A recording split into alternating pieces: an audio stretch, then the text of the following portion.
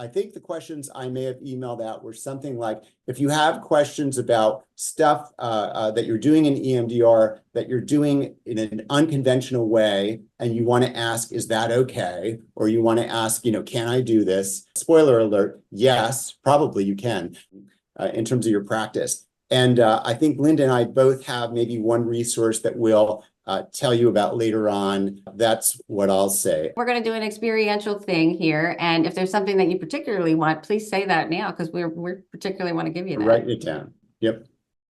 Hello, my name's Alex Barris. I was trained with Linda. What I want from today's group is to just learn about some more experiential methods and getting creative. I work with teens, so just anything I can do that might not always be traditional. Hi, I'm Kelly Schweitzer.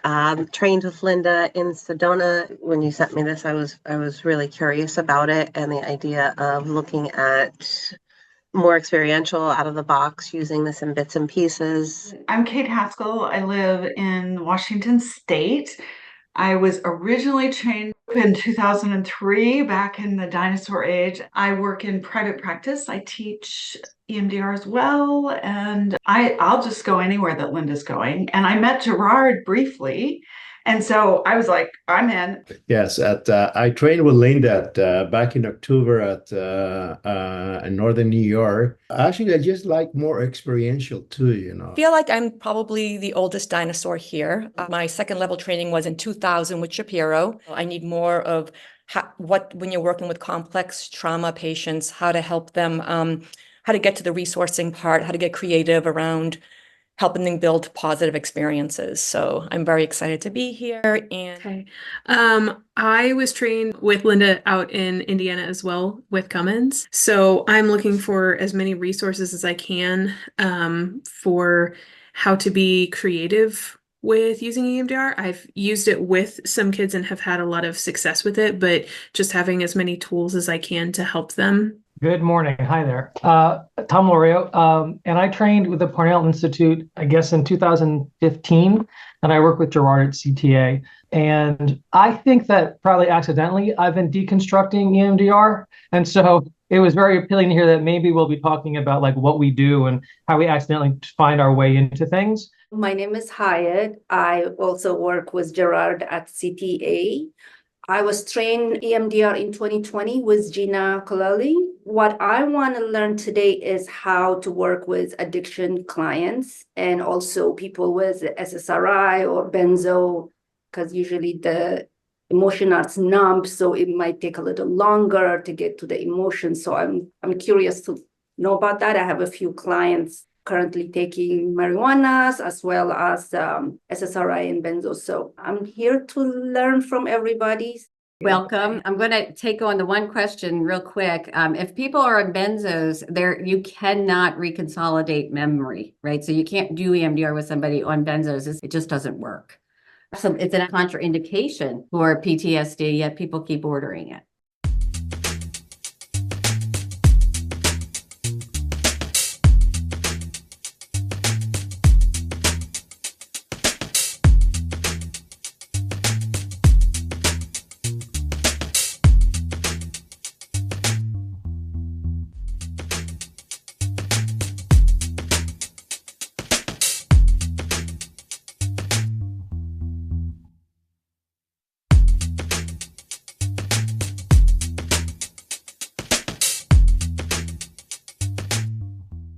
If you do EMDR while they're on that, it doesn't mean they're going to get worse, but they are not going to get better. And when they come off of it, you have to do it again. The SSRIs are a different thing. I mean, they're only supposed to be written for about a year, and then they're supposed to be deprescribed, and that doesn't happen either. Here's a little more on that from Dr. Hannah McLean from Psychedelic Assisted Psychotherapy, the Master Clinician Series. We actually have a lot of people that we kind of help with deprescribing.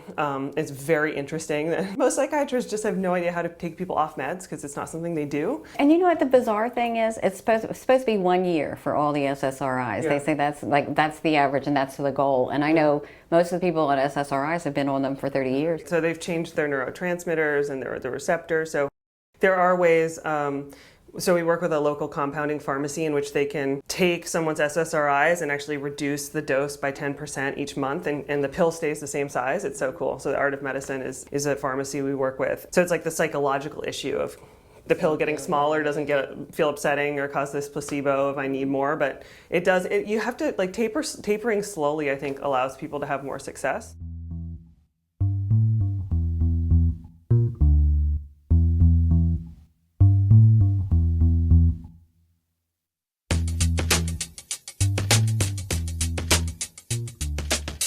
The questions about benzos is if you have them on there, there really is no way to reconsolidate a memory. I think benzos it's the worst choice. To deprescribe that, you have to maybe add propranolol or an alpha blocker until they get the skills to regulate themselves.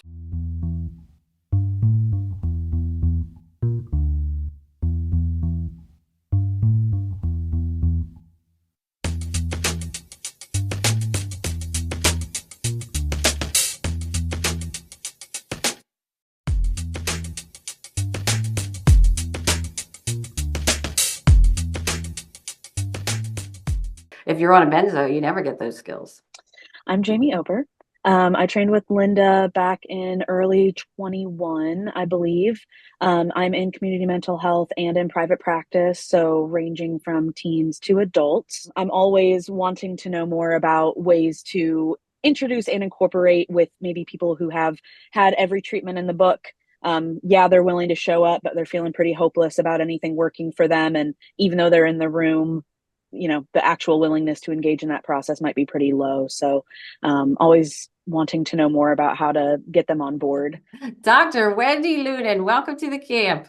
I'm a DBT therapist in New Jersey, in private practice working with teens, young adults, and adults.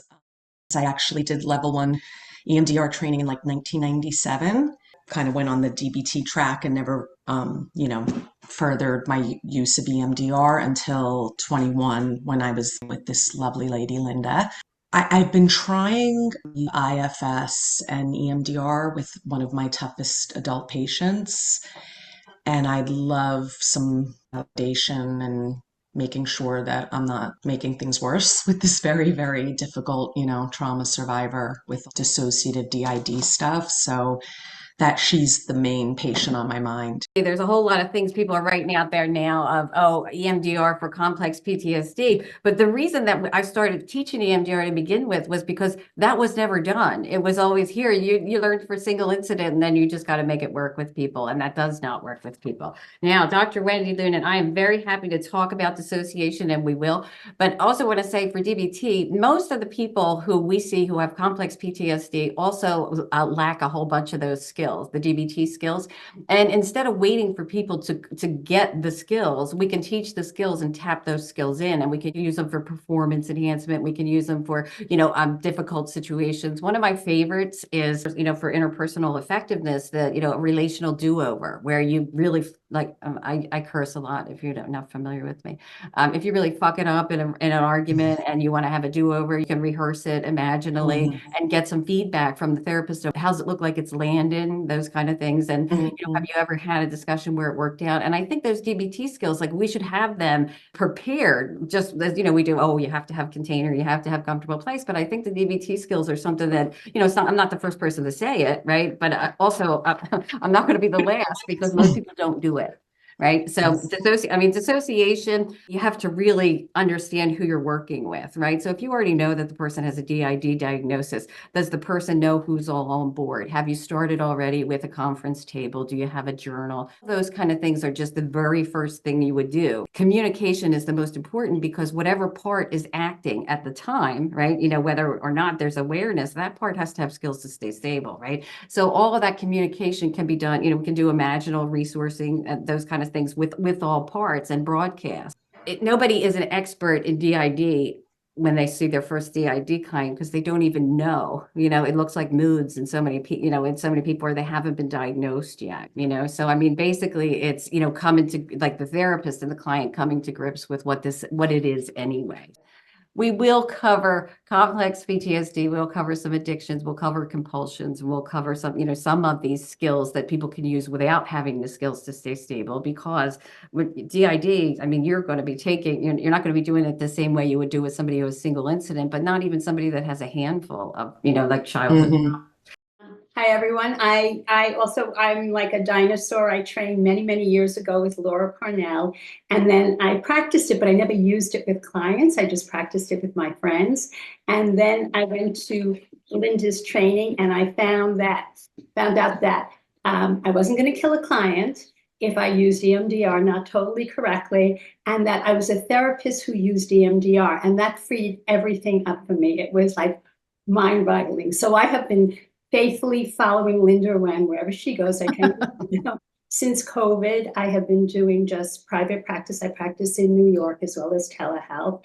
And I guess I just want to continue to help free myself so I can help free my clients. Hi, I'm Melanie Gibbs. I trained with Linda. I was thinking it was 2022 via Cummins in Indiana. And I still sometimes, I think I don't really always trust myself with the flow and when someone is ready to reprocess. I do worry a lot about risk.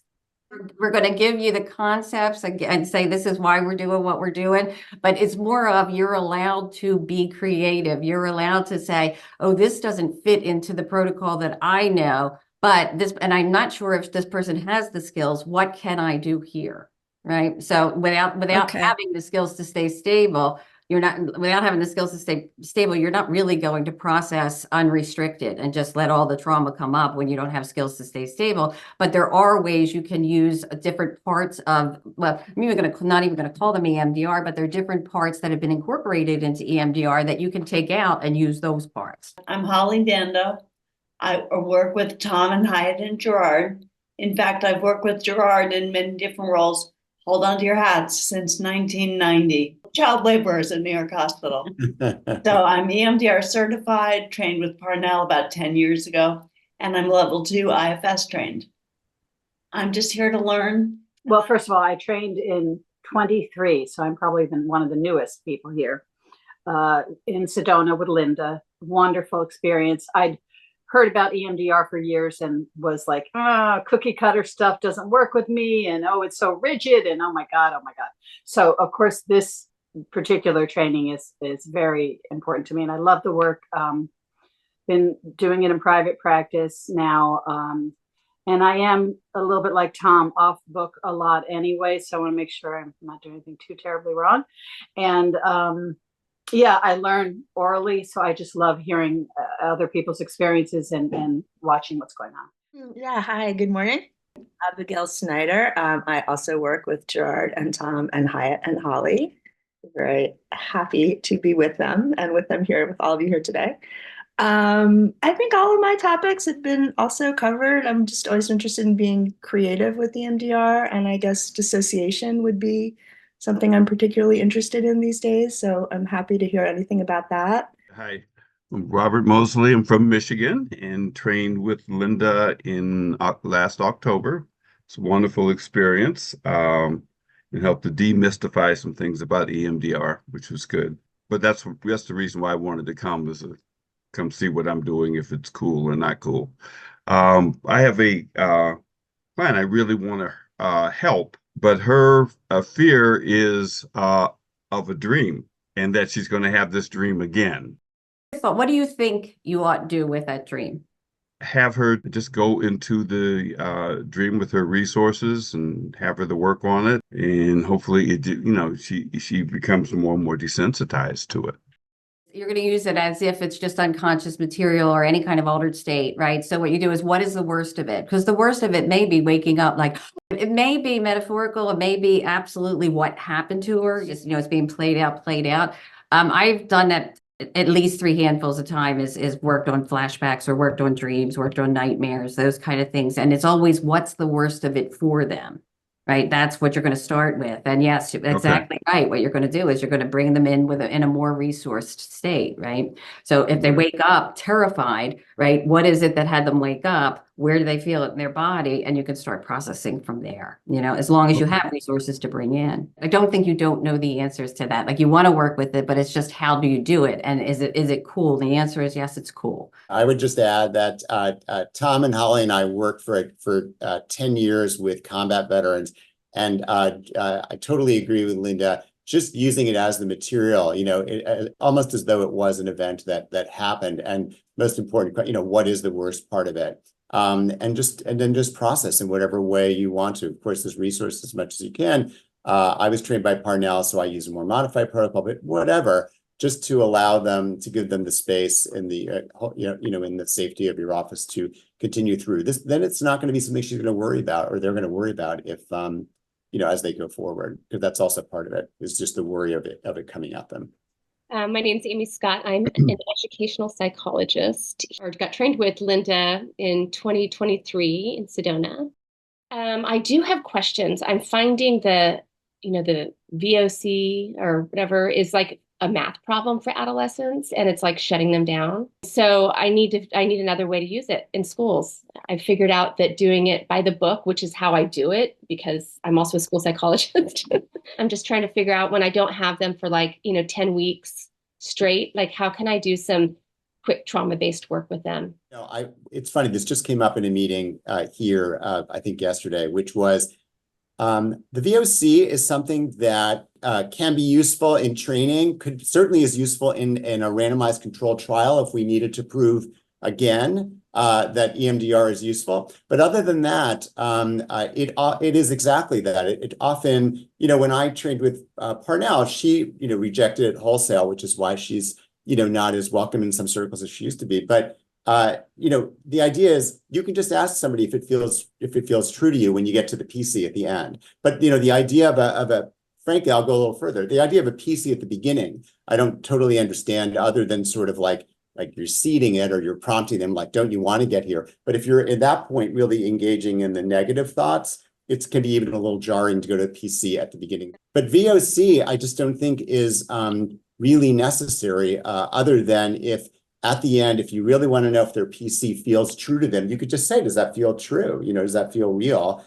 And, not quite yet. All right, let's do another set of processing or two, see if we can get that really to feel true to you. I survived, or whatever it is. So I would say, feel free, get rid of it. You don't need it. And we were just talking yesterday that with kids, especially, is it here, the disturbance? Is it here? Is it here? Right. Yeah. You don't have to stick to numbers either. Is it big? So I guess I'm here to get permission to do that. You have permission, full permission. Okay. We're actually handing out permission like crazy. I know there's a flash method and people can get trained in it, but I find that a lot of the students I work with come in and like the trauma's brand new. So recent events protocol, maybe. Yeah. Yeah. Okay. Just so folks are familiar, you can really do EMDR with people who have some skills, but not all the skills, but you have to do a restricted one, right? And a restricted doesn't mean you have to learn a new protocol. What restricted means is you're not going to let every other trauma memory get opened up. When that happens, you're going to put it away in the container, go back to the one thing that you're working on. So if you have somebody over the weekend who had, that's what recent events is, right? If you don't really have a history, if you don't have a history with these parents, you really can't do an unrestricted session with EMDR unless you know who you're working with, right? Who's in front of you, you've assessed it well. But for people who say, well, you can never do it because they don't have the skills to stay stable, doesn't make any sense. Because if they have the ability to do resourcing and they have the ability to compartmentalize and put other memories or things that are unconnected away, you can do these restricted sessions on most anybody, and you can do them on recent events. You can do them on, a lot of times, and I've had this conversation in my consults a lot, is when people have done something, when people committed a crime, people have done something to other people, they really can't get past that. And if you can't get past that, you're not doing anything further, right? So even if the person, I use my friend Jim as an example, because as one of his supervisors, and was very clear that no, he could not go on because this person did not have all of the skills stay stable. So what he did was got some more resources, imaginal and otherwise, got some, some people on board. And he did that one with with the person who had committed a crime and hurt somebody and would not do, couldn't move from there. So he did that and, put some extra supports in to bolster him, and it went fine. Now, it's not saying go do it on anybody. It's saying that, if there's a case where it's like, well, this really makes sense that this person really needs to process this, or we're not moving anywhere, then find a way to process it, right? And if it's not completely processed, that's okay, because you may have feeder memories that are there too. But if you can bring the suds down to, like a 3 or, a 3 or a 2 for somebody on that one, you can put the rest of it away. And I think that it's important that people know that, if you were trained by me, we do unrestricted, and because the idea is everybody has the skills to stay stable, right? So we do unrestricted, and anything that comes up, you just continue to process. And the only restriction is time, right? Because time's a resource. So when you run out of time, you have to have it wrapped up. I think that the permission piece that Gerard's given is not just for the VOC, it's really for all of it. I mean, to say like, oh, well, we can't call it EMDR if I'm not using the VOC. Who cares what you call it? It's trauma processing, right? And the idea that, Francine Shapiro developed something whole cloth is ridiculous. Everything is a component of something else. She used NLP, she used exposure therapy. I mean, she used a bunch of different things, which is fine, right? But don't say then it's EMDR, it's not all these other components. It still is all of these other components, and you can pull them out and use them. Again, behavioral rehearsal, these restricted things. You talked about Flash. Flash is really, it is just a restricted session. So you can call it what you want. And if you put your name on it, maybe you get money for it, but that's not what we're doing here. If the idea is that, somebody had something over the weekend happened, and there's no way they're going to function, and there's no way they're going to do something else, right? Like, well, let's, hey, I thought we were going to practice these skills. No. What you're going to go right to what the problem is right now, and can you contain some of it? Can you process some of it? Can you bring resources for it? And can you find out, can you do some piece of it so it doesn't happen again, right? If we're talking about rape, that what you brought up. So I just want to say that again, it's not, none of this is new, and we're not saying, hey, let us teach you a new method. We're saying this method was created by putting together all of these other, parts of it, and you can still use those parts of it. Hi, everybody. I am from the Boston area, and I trained in New York. I love doing EMDR. I also, Linda already knows this, I hate doing it in front of her because I get nervous. I've been using it on and off with different clients. I'm not as comfortable with the little guys doing the EMDR, and I'd love to hear more about that because I have utilized it and I've seen it work. But I don't feel as comfortable with it because I find myself as I start a session realizing, oh no, I don't have the list of what I'm supposed to do. And then I just have to kind of go with it. And I find that I do better actually that way, but then I start to second guess myself why I'm doing it. So I like that I'm hearing that we don't have to go through the list all the time. And sometimes I feel uncomfortable asking them, okay, so where are you rating right now? And I think that's my own stuff because if they go back up, then I start to say, oh my God, I look at the time and I get a little nervous. So, but I'm just here to take in whatever I can. Linda's my guru. I think she knows that. When I was younger, I really wanted to be the guru. I really wanted people to do, to want to know what I know. But I found out that it's like really the opposite of that. It's how do you bring out the best in the other person? We have agency to change things. Now, Dana, I'm going to say this to you, but it's really to everybody. If you don't know the steps yet, know the steps before you take it on your own. But I know, once you know this is what I'm supposed to do, you could do it any way you want to do it, right? I mean, that's according to me, right? But I am not a guru, and I'm not in a position to say, I'm giving you permission. You already have permission, is all I want to say. Yeah, absolutely. You don't need to have the steps memorized when you're starting out. I mean, I had the modified protocol sheet in front of me all the time in front of the client. And I'd say, I learned this thing, we're going to go through it together. And I would just take the notes on the sheet. It doesn't have to be where you're like, oh, you freeze deer in the headlights and you forget picture, emotion, body, belief. I mean, if you can remember picture and emotion, body, belief, you've got everything that you need, with the suds in there, basically. But until you're comfortable with it, just have the sheet in front of you. Whenever I'm doing something new, whether it's, flash or deter or this or that, I always have the sheet out and say, I learned this new thing. I'm going to go through it. And they're like, oh yeah, I want the new thing. It's not like you just turn it into like, yeah, this is this really cool thing. And it's very complicated. So we're going to do it together. And they're like, awesome. You don't have to come in there like, oh, I've learned my lines and now I'm on stage. It's not a stage. It's a collaboration. It's, you're healing collaboratively and you get to refer to something. So I give you permission to have a piece of paper in front of you if you like. I'm Jennifer Burns. I am a psychologist. I own a therapy center in New York City and Long Island. I just trained with Linda in October, and I've gotten really good at telling other folks that this would be a great place to do EMDR in their cases, and I am not doing it myself. I am actively avoiding and colluding with patients who are also actively avoiding, who heard about it and thought it sounded so cool. And then we are both not doing it. Here I am. I know what I'm supposed to do. Why do you think you're colluding with them? I'm afraid to not do it right. I feel uncomfortable having the sheet of paper, although I appreciate the permission and I know that's the way to go forward.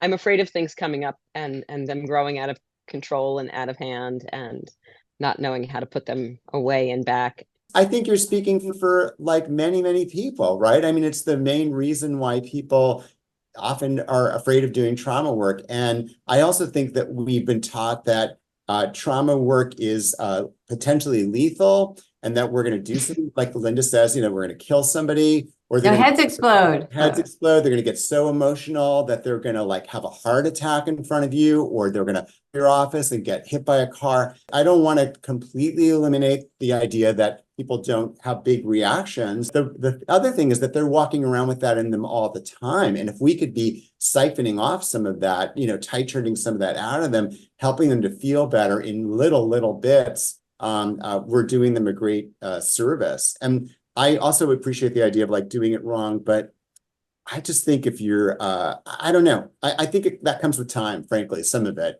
for sure. DBT, I think, comes out of the gate pretty hard of like, don't touch trauma until they've done all of these other things, until they're not self-injuring, or at least it did back before DBT-PE.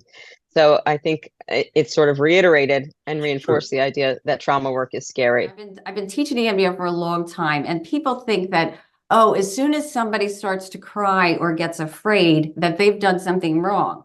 What they've done is activated a trauma memory network that for this time is going to be processed rather than this time be laid deeper into the memory networks, right? So Jen, it makes sense to me that if you've seen it done or if you did it and it felt like it was too much, that you would say, okay, well, I don't want to do this to anybody because I'm not sure I can ground them again. I have to say, Dr. Burns, if you really believe you cannot ground a person, you don't have the skills to get somebody back in the room, we have these skills. These are basic skills. And do you feel your feet on the floor? Can you put, can you put some weight up on your toes? Can you feel your butt in the chair? Can you move around? Can you open your eyes? Can you open your mouth? Like all of that is just, and then where are you? Right? What do you see? What do you hear? What do you smell? I mean, so if somebody's dissociative, you have to get them back in the room. If somebody's flooding, you have to get them back into their, into their window of tolerance. But that doesn't mean that people can't move through discomfort. It doesn't mean that people can't move through fear, rage, terror. They can move through them, and they've already survived this. This is not something that we are doing to the clients. Like, oh, I don't want to hurt them. They started crying, so I brought them to their comfortable place when I was activating the bad memory. But because I didn't want to see them cry.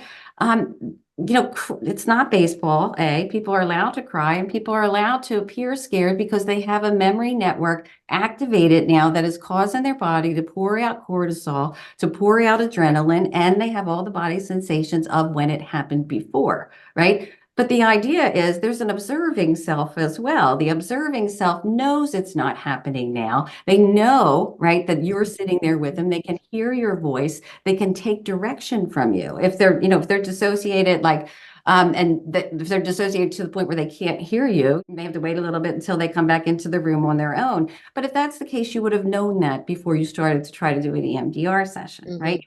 So what I would like to say to you is I've seen you work with people. There's no way you don't know how to ground a place in person, and there's no way you don't know how to work with emotions, and how to get somebody in the room. That's like, that can't be that can't be the only reason, right? It can't be. I think that some of it is, for me, I know when I'm doing my worst work, it's when I'm colluding because I'm tired or I don't feel like doing it, or I don't like that. Honestly, it's like, I don't feel like, yeah, this is going to be a lot of work for Linda. And I go, maybe it's the client's fault, right? But I really start with things that are easier, right? Like to start with like a performance thing or something that's coming up where somebody feels a whole lot of fear, because if you can give somebody a win in those kind of, in those kind of areas, then EMDR isn't that scary. These, reminding people that these memory networks are already there and they come up bidden or unbidden. This time when we do EMDR, we are bringing it up on person. We are bidding it. We're saying, come up, we want to work with this memory, right? So even though, other memories might come up, we know the person in front of us has the skills to compartmentalize, to put them away. They can, they can be regulated by us, and they can regulate themselves to some extent, right? Our voice, everything that you use for your safety is the only thing it's the only thing that's important for trauma therapy is that the person feels safe, and safety is moment by moment. See, somebody doesn't say, I feel safe with you, period. It's every moment that changes, and every moment you check in, what do you notice? I notice my throat's starting to get tighter and I'm starting to feel scared. Can you look over? Can you look at me? Can you look around? Do you have that picture that I told you to bring in of your family? Those kind of things. Keeping people grounded in the present. All of those ways are how people don't get stuck and don't get lost. When I learned EMDR, everybody got stuck and everybody got lost because there were like resources weren't a thing, because for single incident trauma, people don't need them. Right? They already have the resources. They were overwhelmed in a one-time incident. Their nervous system has shifted states, and now they have classic PTSD. Most of the clients that I've heard for complex PTSD don't have anything like that. What they have is pretty much the opposite of that. They may have activation at points, but mostly what they have is high periods of activation and then dissociation. So it's flooding, dissociation, flooding, dissociation. So working with those nervous system states and say, well, how have you done it before? Can you imagine a time you were really upset? What did you do? Well, if I got a drink or if I took a pill, okay, those are ways that you did it. Is there any time when you did it where you just used your breath, or you used somebody else's presence, or you called somebody, and you get people to tell them what works for them, right? Not for everybody, what worked for them. And that way, when you can really tap in state shifts, you can tap in times when they were able to calm themselves, or they were able to be calm in somebody else's presence. Like all of those things are important neural networks that we can just reactivate. I mean, people forget them when you're depressed. You forget every single one of your resources, and you don't remember ever being happy. You don't remember having joy. You don't remember feeling competent, right? But we can bring all of those back to people. I sent something, I don't know, everybody didn't get it, but Fiero isn't mine. Gerard was saying Fiero is an exercise that I want to do with you, but Fiero is just a word because the English doesn't have a word for it. And the thing that I sent out for you to read, it tells you that it says that, pride is a word that we would use for it, but pride is one of the, 7 deadly sins. So it's connected for people not to use that word pride, rather than this Fiero word is when you felt that you met a difficult task, challenge. Like it can be big, it can be your whole, your degree, it could be doing a tough mutter, it could be a half a marathon, it could be, running the block, it could be anything, whatever it is that was really hard for you and you brought yourself to it. It was difficult and you moved through it. You had the resources to move through it. And then you ask people, what did it feel like in your body when you were able to do that, right? And people usually say, I can sit up, I feel it in my arms, or they start to talk about all of their muscles of self-defense, right? They feel my shoulders went back, my arms came down. I felt, like I felt much more stable when I was standing, like whatever they say, and you tap that in. And basically you get some more of those incidents of people doing things that were good for them, and they had done them. They just don't have a memory of it because now everything's all about the trauma, right? Or all about depression, or all about wherever it is they are. So reminding people, right? Remembering meaning that we're going to embody them again, but reminding people that they have had incidents where they weren't overwhelmed. Can we say the Fiero? You're asking to spell the word Fiero? From Paul Ekman's books, Emotions Revealed. He's the one that developed that show, Lie to Me. He's a psychologist. It's from his book, so I'll send it to you. FIERO. It means something like pride. Yes, they're doing yes. People drop to their knees. You see when they hit, if even a golf, somebody's playing golf, they hit it and they drop to their knees. This is the feelings of fiero, of something. I did something very difficult. Yes, I had what it took and I did it, right? Now, one of the things that we forget as clinicians is to remind people that it's going to be difficult. Right. So we have to go to the parts where hard as well. So remember some of the things that they had to overcome, different challenges that they had to overcome. So they know that effort is required, right? This is not something that is, okay, you imagine it and it's done. There's going to be effort required, but to be able to say, let's remember that you could do hard things. What were those hard things you did? And what were the things you had to overcome to do it? And that's all fiero, in my opinion. I send it out because I just love the word and we don't have one in English. And I send it out that way. And they talk about, Yiddish people cavelling. When, cavelling means when you see your child or, somebody younger than you that you have, maybe you're an apprentice for them, that you see them doing something that surpassed what you can do. And it's not a feeling of jealousy or it's not a feeling of resentment. It's a feeling of like overwhelming pride for them. So has anybody ever felt, that's called natches. Has anybody ever felt that for you? Those are all relational resources. Have you ever felt that for anybody else? They're relational resources. This is just reminding people. You're reminding people of what they've done, and for me, it's always been, that's going to be easy for all you folks here too, because when I do a session out in Sedona, everybody had to have the wherewithal to get there. Something like when I go to Cummins, you all had to have your, you all had to have your degrees to be able to be there. So people have the wherewithal, but when you're traumatized, all that goes away, right? I mean, powerlessness is what trauma is, right? If you're not powerless, if you're not helpless, you're not traumatized. So having this other resource to bring about this fiero or this pride in being able to do difficult things, that I was able to overcome something, is the opposite of that. So anytime you have people that have those feelings of, I can't do anything, I'm stuck here, there's nothing to do. And that's what trauma is, stuckness, right? There's a fixity, I can't move. You remind them of different times when they were able to do that. So I just went on a little tangent, and Gerard, I'm sorry I did, because I kind of wanted you to go first. I'll try to shut up.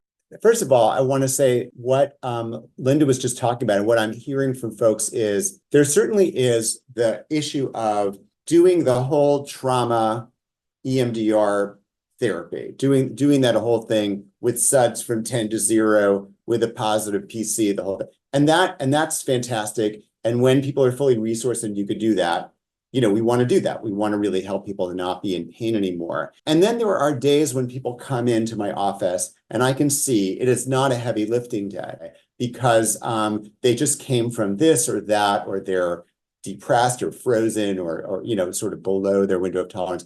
And so then the question is, all right, what are we going to do to resource these people today?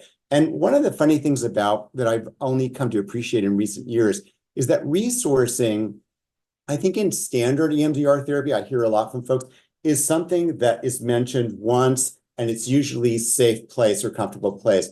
And it's there, and it's like, oh, there you go, you're resourced. And then people don't think about it again, and they may even forget to use it. I trained with Parnell, and Parnell, in her Parnellian way, is more like, I want expanded resources. So then there was nurturing figure and protector figure and wise figure, and then she does inner wisdom and some other stuff. And that was always helpful. And I got into the habit of always doing all 3 of those or 4 of those at the beginning of every EMDR session, and then always finishing with peaceful place, or certainly container if we weren't done, and then peaceful place. And then I got the clients interested in that. But even then, for years, I think I did that sort of book ending an EMDR session, and then I never thought about going to resources otherwise. And what I've come to appreciate more recently is that the use of alternating bilateral stimulation with resourcing is in and of itself, and this is not new. As Linda and I always like to make sure we're not claiming anything. I mean, Laurel in Tapping In, says to everybody, tap in, like school counselors, non-EMDR trained people, you can tap in positive resources. And there's some great neurobiological little things I could send you, small studies about, the impact of alternating bilateral stimulation, tactile or otherwise, with positive imagery that is seems to really do good things in your body. But I just am always like looking at the client when they walk in the room, reading their energy and thinking, okay, what's today going to be? Now, clearly, if we're really just working through a bunch of targets and they're good and they're a little down, we'll get into it. But there are your clients that some of you are mentioning that don't have that wherewithal. And there's so much you can do in these little pieces of EMDR, the EMDR deconstructed, using resourcing. So, for example, just remembering what are the 5 best things about you, what are the 5 best things that people say about you, and listing those. And then with each of them, what's an example of that? Can you close your eyes and bring that to mind when that happened? Buzz, buzz, buzz, tap, tap, tap. And doing that over and over again, and watching, how, again, it's about reminding, just like Linda just said, people when they're at their lowest forget that they ever had a skill, that they ever felt good. They're in this moment about how nothing's ever going to work and it's terrible. And so you can give people a boost by doing just some sort of positive resourcing on things like, attributes, et cetera. Fiera is a great example of triumph. Is a word that Linda sometimes uses with that. And I think that's fantastic. I have somebody currently, a physician, who has to pass a very important, difficult exam. And she was a softball star in college, and I recently, after getting acquainted with Fiera, started bringing in what was it like when that ball, went out of the park and nobody expected it? What was it like to round the bases, and how did that feel in your body? Can you recall that now? And buzzing that in, and then pairing that with, the idea of this difficult exam that she's going to have to take, and just sort of letting her have an experience of what it is that she is competent, and she could probably do this exam too, and then some future rehearsal on that exam to do it. Rehearsal is something that, imaginal rehearsal with bilateral stim is something that I think I use, 5 times a week at least or more, where somebody's got something coming up and they are just scared about it. And, common EMDR wisdom is, okay, so let's take the most difficult, what do you think it could be? And you could maybe find something in their history where they first felt bad about it, and you could do some EMDR on that.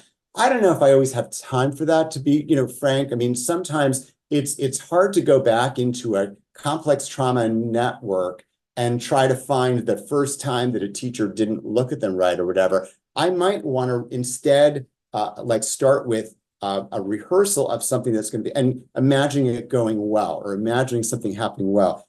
When you do that, you could say, where did you get stuck? If they say, I got stuck here, well, now you maybe have something, well, what is that? You can maybe trace that back potentially. But I guess what I'm saying is, it's nice to give people wins within one session. And something that I, can talk about now or later is something that I work a lot with addiction, and including process addiction. So Tom and I run a group for sexual health for gay men. That's largely about guys who have both a chemsex, like chemical addiction, and sex addiction, or they just have sex addiction, and they get some help, let's say, from 12-step programs, et cetera. But it's great for them to be able to talk about their shame as gay men, and some of the sexual behaviors that they've participated in that they're not so proud of. One of the things that I've been using with some of those guys in individual sessions is something I call buzzkill. And I call it buzzkill because I think I'm clever. And I like using bilateral stimulation, so I love the buzzing part of it. I also like the idea of taking the fun out of people's negative behaviors, because in their sort of right brain fantasy mind, they're like, oh, I love it when, I don't know, I go on this porn app or something or other, and just to be sex positive, I'm all for porn apps. I'm all for whatever anybody wants to do. But if the client comes in and says, I can't use this porn app anymore because I'm I'm addicted to porn, and I'm addicted to sex, and it's caused trouble in my relationship, and I'm going to a 12-step meeting for it. So then I'm guessing, okay, maybe we don't want to really privilege porn apps, because that's not so great for you. Somebody else, fine. But if they don't want to go on that porn app, okay, so there must be something. So what I did was Frankenstein some stuff from some of sort of the 4 big addiction protocols that are out there. A little bit of anyway, it doesn't matter. You know the crowd. But I'll take, let's say, Yeah, Gerard, it does kind of matter. Just oh, say, okay, fine. say Miller, say who you're Oh, doing. Miller. Addiction work involves working with two psychological dynamics. The first one is avoidance. That is people avoiding negative memories, negative feelings, and so they use or do whatever the addiction is, whether it's behavioral addictions or substance addictions, in order to not experience that feeling. The other one is that when people are seeking a positive feeling that has become linked with a particular behavior or substance. And my work focuses on the positive feeling that has become linked with that behavior or substance and how to break that.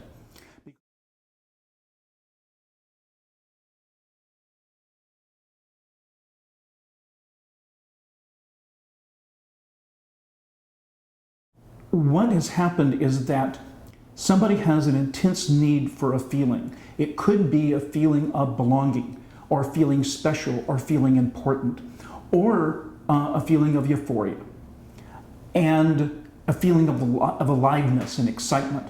Once those positive feelings get linked with a behavior, people want to do those behaviors in order to experience the feeling. The reason why this happens, well, let's suppose that a person won a really big hand playing poker. What they experienced was this intense feeling of being a winner. And that feeling of being a winner gets linked with, say, playing poker. And from then on, whenever they want to feel like a winner, they have to play poker. It's that locked in, it's that fixated, and that's the feeling state.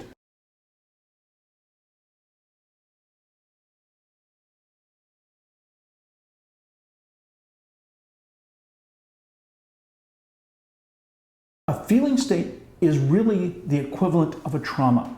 If a person is traumatized at 10 years old and feels small and helpless, even though they grow up and they're 30 years old and they are 6'2" and they're powerful, that memory of being small and helpless doesn't go away. It doesn't change that memory just because you've grown up. Mm-hmm. And the same is true with the feeling state.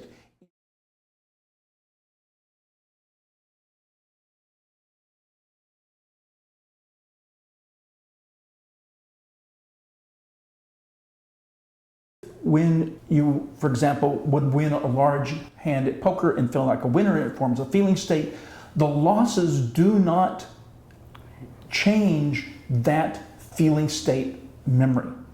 And so you keep going back to it, even though you might feel guilt and remorse afterwards, and you'll say, I'll never do that again. But that desire for that very intense, powerful, positive feeling just builds and builds, and then you go do it again. Chasing the dragon, right? It's always chasing the dragon. Whenever that feeling state memory is, it stays pristine, whenever it forms. So I had a man with a sex addiction who began, it happened when he was about 17 years old. 10 years later, he's still acting that out because of what happened when he was 17 years old, the positive feeling he got. They do not go away just because you grow up and just because conditions are very different. They have one or both psychological dynamics that are driving them to do that behavior. If they still have the traumatic memory, then they are still trying to avoid that traumatic memory.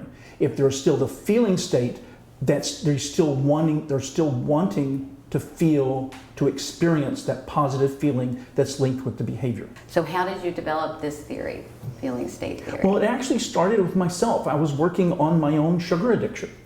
And I decided that I didn't want to control my behavior anymore, because I could see that after a while I always slipped, always relapsed. Mm-hmm. After about a year of not succeeding, trying trauma work and anxiety and all this stuff, I laid down in my bed and I said, well, what do I feel when I'm about to eat that cookie? And it was a feeling of excitement. Mm-hmm. And so I processed that, and all of a sudden that was gone. I was a marriage and family therapist at the time, and I had some clients who had different issues, and one woman had a pizza addiction. And as she was 150, 200 pounds overweight, it was pretty significant. Yeah. And so what her addiction was, she would order a large pizza and eat it all by herself. And I said, hey, I kind of got something new here. Would you like to give it a try? And she said, sure, why not? So I said, well, when you're about to eat the pizza, what do you feel? She said, well, when I take a piece of pizza, I feel like I'm eating with my whole family. And so we processed that. She comes in the next time and she said, you know, I didn't really think anything had happened, so I ordered a large pizza. She said, I got about 2/3 of the way through and I couldn't continue. And that had never happened. I started becoming nauseated. And from then on, she never could eat a large pizza by herself anymore. And then I had another woman who had a shopping addiction. I did basically the same thing with her, and it was just gone. And that's when I kind of knew that I was onto something. And I started doing a whole bunch of different, working with it, and then I did my dissertation on it. Behavioral analysis. So when you're basically going back to the right before it happened, right? You have all the vulnerabilities, or were you too hungry, too tired, too lonely, whatever, all of those things, and then what was it right before you did it? Is that the feeling state right there, right before you took the bite, or? Exactly. What do you feel when you're just about to do it? Okay. Now, that question doesn't always work, because for a person who smokes, they don't really feel anything. Right. It's so automatic. So with smoking, I try to go back to the original memory. So with one man, it was when he was 13 years old, and he was invited by older boys to smoke. And afterwards, even though he coughed and hacked himself through the cigarette, one of the older boys saw him afterwards and said, you know, you've done good, you've done good. He got this intense sense of belonging that got linked with smoking. From that point on, every time he needed to feel a sense of belonging, he would smoke. He didn't know that. That's not a conscious thing. Had no clue. When I'm asking a person, when we're trying to identify what the feeling state is, I may indeed ask them what they feel just before. But a lot of times now I say, when did it start? And try to get the event at which it happened. Because I always try to get the original memory if I can. Because if you get the original memory, then you know the entire nuances of that particular event. And when you process the feeling that they have, then it's easier to identify. On the other hand, what I found with sex addiction is it doesn't matter.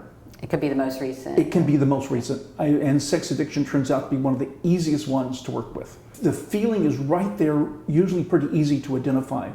And for most sex addictions, I can pretty much cure them in 1 to 2 sessions in terms of the feeling state. And then after that, we have to do the trauma work and work on neglect that underlay that, the formation of why that feeling state occurred in the first place. But once that's done, then they no longer get that buzz anymore, that feeling, that good feeling anymore. It's gone. You killed their buzz. And so what happens is that even if we haven't completed the work and we still have avoidance issues to work on trauma issues and neglect issues and stuff like that, it's way less intense, and they usually can't do it for very long because they go, I'm not really getting this anymore. Like the pizza. So Yeah. I ate 2/3 of the pizza, or almost that. And then once you clear the feeling state, for the most part, people just find something else to do in order to get that feeling. Like if you needed that feeling of belonging, go find it in a healthy way in your life now. What works for you now. This is something that happened, years ago with the feeling state.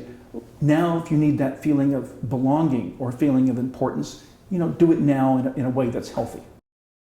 So Miller. So for example, Miller is one that I relied heavily on, where Miller, unlike, let's say, Deter or others where they are looking to desensitize around a negative idea, Miller's idea with feeling state addiction protocol is to go to the euphoric recall of that you have euphoria when you're doing something addictive. So he takes and wants to identify the euphoria associated with the unwanted behavior, let's say, and then desensitize around that euphoria and actually the connection between the positive belief that you might have about yourself in that euphoric moment and the unwanted behavior. So, basically, you've got the euphoric experience, positive emotion, body sensation, positive cognition, the unwanted behavior, desensitize that down to 1 or 0. And then in the same session, is there a more adaptive behavior that we could replace it with that works for you? Like I said, works great with food, alcohol, drugs, certain behaviors. Once you get them to the point where maybe it's just 12 sessions, 12 saccades back and forth, or 12 buzzes back and forth each time, where they start out at, it's a high, the intensity between the experience. I mean, let me give you an example. So with the dating app, if the emotion is excitement and validation, if the body sensation is arousal, tinkling in my chest, what's the positive belief? I'm valuable. And you find that a lot with sex addiction. It's often about intimacy or about validation. So then they bring to mind the positive emotion, body sensation, positive belief, while picturing doing the behavior, going on the apps, going on the hunt. And then the goal is to bring that to awareness. And then now when you're imagining using the app, calling up the emotion of feeling excited and valid, with the belief I'm valuable, how strong is the connection between the positive belief and the behavior 1 to 10? And they say 8. And then I have them close their eyes, imagine doing the behavior, going on the app. And then I begin the bilateral stimulation, buzz, buzz, buzz. They could be holding tappers, they could be self-tapping. And after 12 or 24 taps, I ask them to open their eyes. Now, when you think of using that app and the belief I'm valuable, did the strength of the connection between that behavior and that positive belief go up? Did it stay the same, or did it go down? And they will say, maybe the first time they might say, I think it stayed the same. So we just do it again. And I'm taking notes, time 1, 10, time 2, 9 or whatever. And we sort of see where it goes.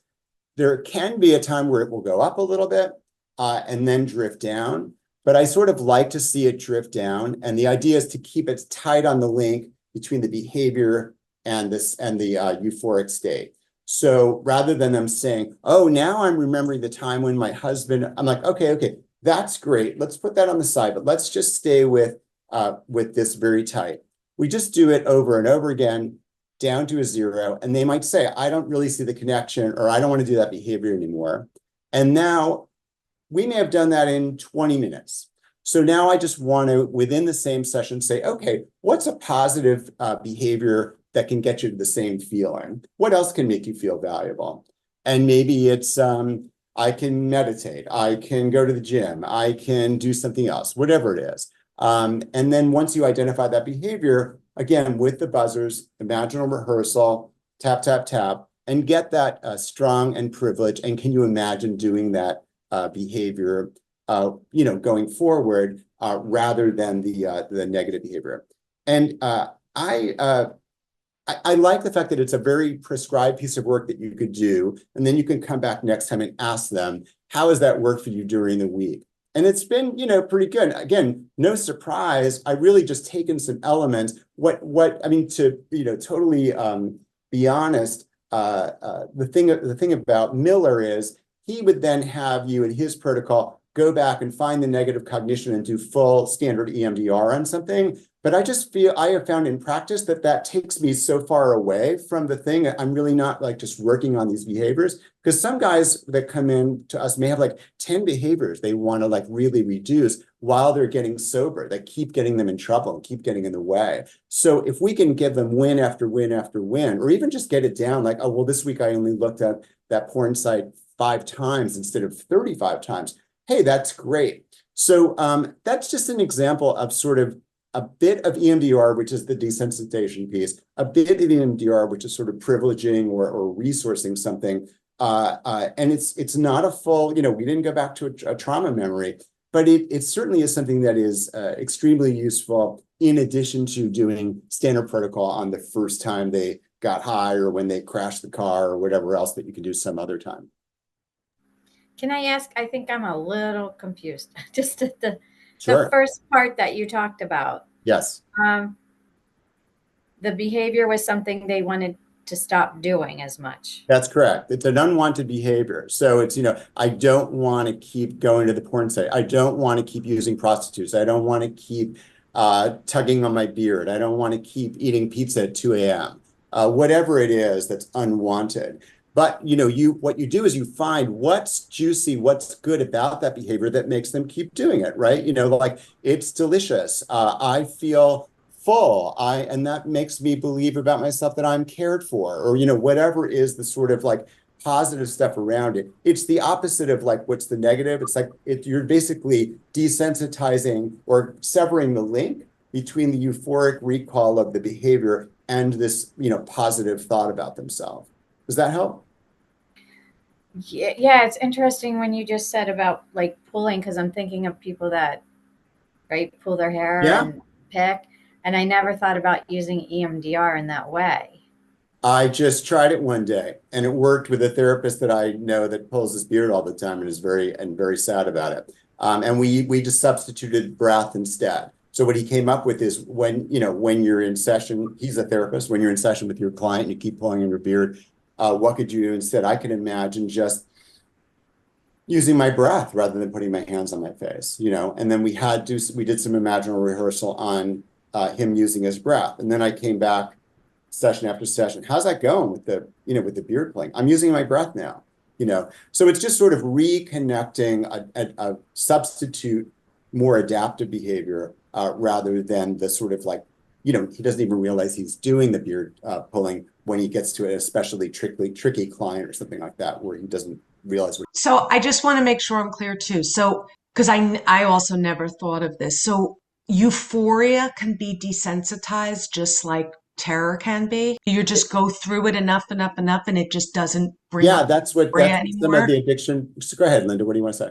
I want to say what's happening because it's craving, right? So we're talking about a craving, and when there's a craving, that means dopamine is present. So what he's doing is saying, when that dopamine's present, can you do something else? And now the dopamine is connected to the something else, right? So the dopamine's there, and my body's going, I'm getting this. I'm getting a reward. I'm getting a reward, whatever it is. Dopamine's not about pleasure. It's about, I'm going to get it. It's about anticipation. So as soon as you have the dopamine up, you can put something else in there that is more desirable. When I say desirable, it's more helpful for the person. It's never, is this right or is this wrong or is this good or bad? Is it helpful for you? And if the person says, no, it isn't because X, Y, and Z, okay, do you want to try something different? It's going to kill your buzz. And I mean, I've been saying that to people for a long time, right? Because a couple of things you can do besides this feeling state, which he's talking about, is what is the state you're seeking? That's what he's talking about in Miller's. I am seeking the feeling loved, feeling included, feeling appreciated, whatever it is, right? So was there ever a time when that happened? Okay, so instead of going to the website, can you bring up that neural network of that time when you and your dear friend had a fight, and then you came together again, and things were okay, right? I think about my friend Kathy. Did she leave me? There she is. Because I think about me and Kathy when we had a fight one time. It strengthened the relationship, and so for me, it was a relational thing that I didn't have a lot of them. So I would bring that up a lot of times, and that would, when I bring that up, what happens to me? Well, not only do I get happy, but I also get oxytocin, right? I get an internal shift of what's happening. So it's like relationships are really hard. Like, I don't fucking want to do this. Okay, so then I'll remember, we're in an intimate relationship. What is it that I want? Do I want to keep it? Or do I want to take somebody out at the knees because I'm great at that, right? Well, maybe that's not so helpful and I don't want to do it anymore, but what else can I do? I can remember that I can argue fairly, or I can apologize. And it doesn't mean that, because I apologize that I said something that I didn't mean, or whatever it is. Like, those kind of things are the behavioral things that you want to do, right? So for this particular person, not with the beard, but you can talk about trichotillomania, right? With that kind of thing, it's like, okay, that's an unconscious drive, right? So you have to bring it into awareness first of what is it that happens? What brings me to the place that I go like this? And you can imagine doing it, and you can do it, right? It's like, okay, I do this, and then what? Well, and I start to pull a couple hairs out. Let's say that, right? Okay. And what do you notice in your body? I'm waking up. Is there anything else you can do to wake yourself up in there? Have you ever done this before? And like what Gerard just said was he chose the breath, but that could be the same thing. It could be I do alternate nostril breathing and get some energy in my body. Now that dopamine is now connected to this breathing exercise. It's kind of, you're pulling the dopamine for there's going to be a reward to another thing that now is the reward, whatever else it is. I hear over and over again as I do this with folks is, their euphoric, their positive feeling state, Miller called it their euphoric state, whatever you want to call it, I think largely lives in the way that we talk about it in the right brain. There's not a lot of logic or reason necessarily associated with it. It is just sort of happening automatically, and they want to go back to that.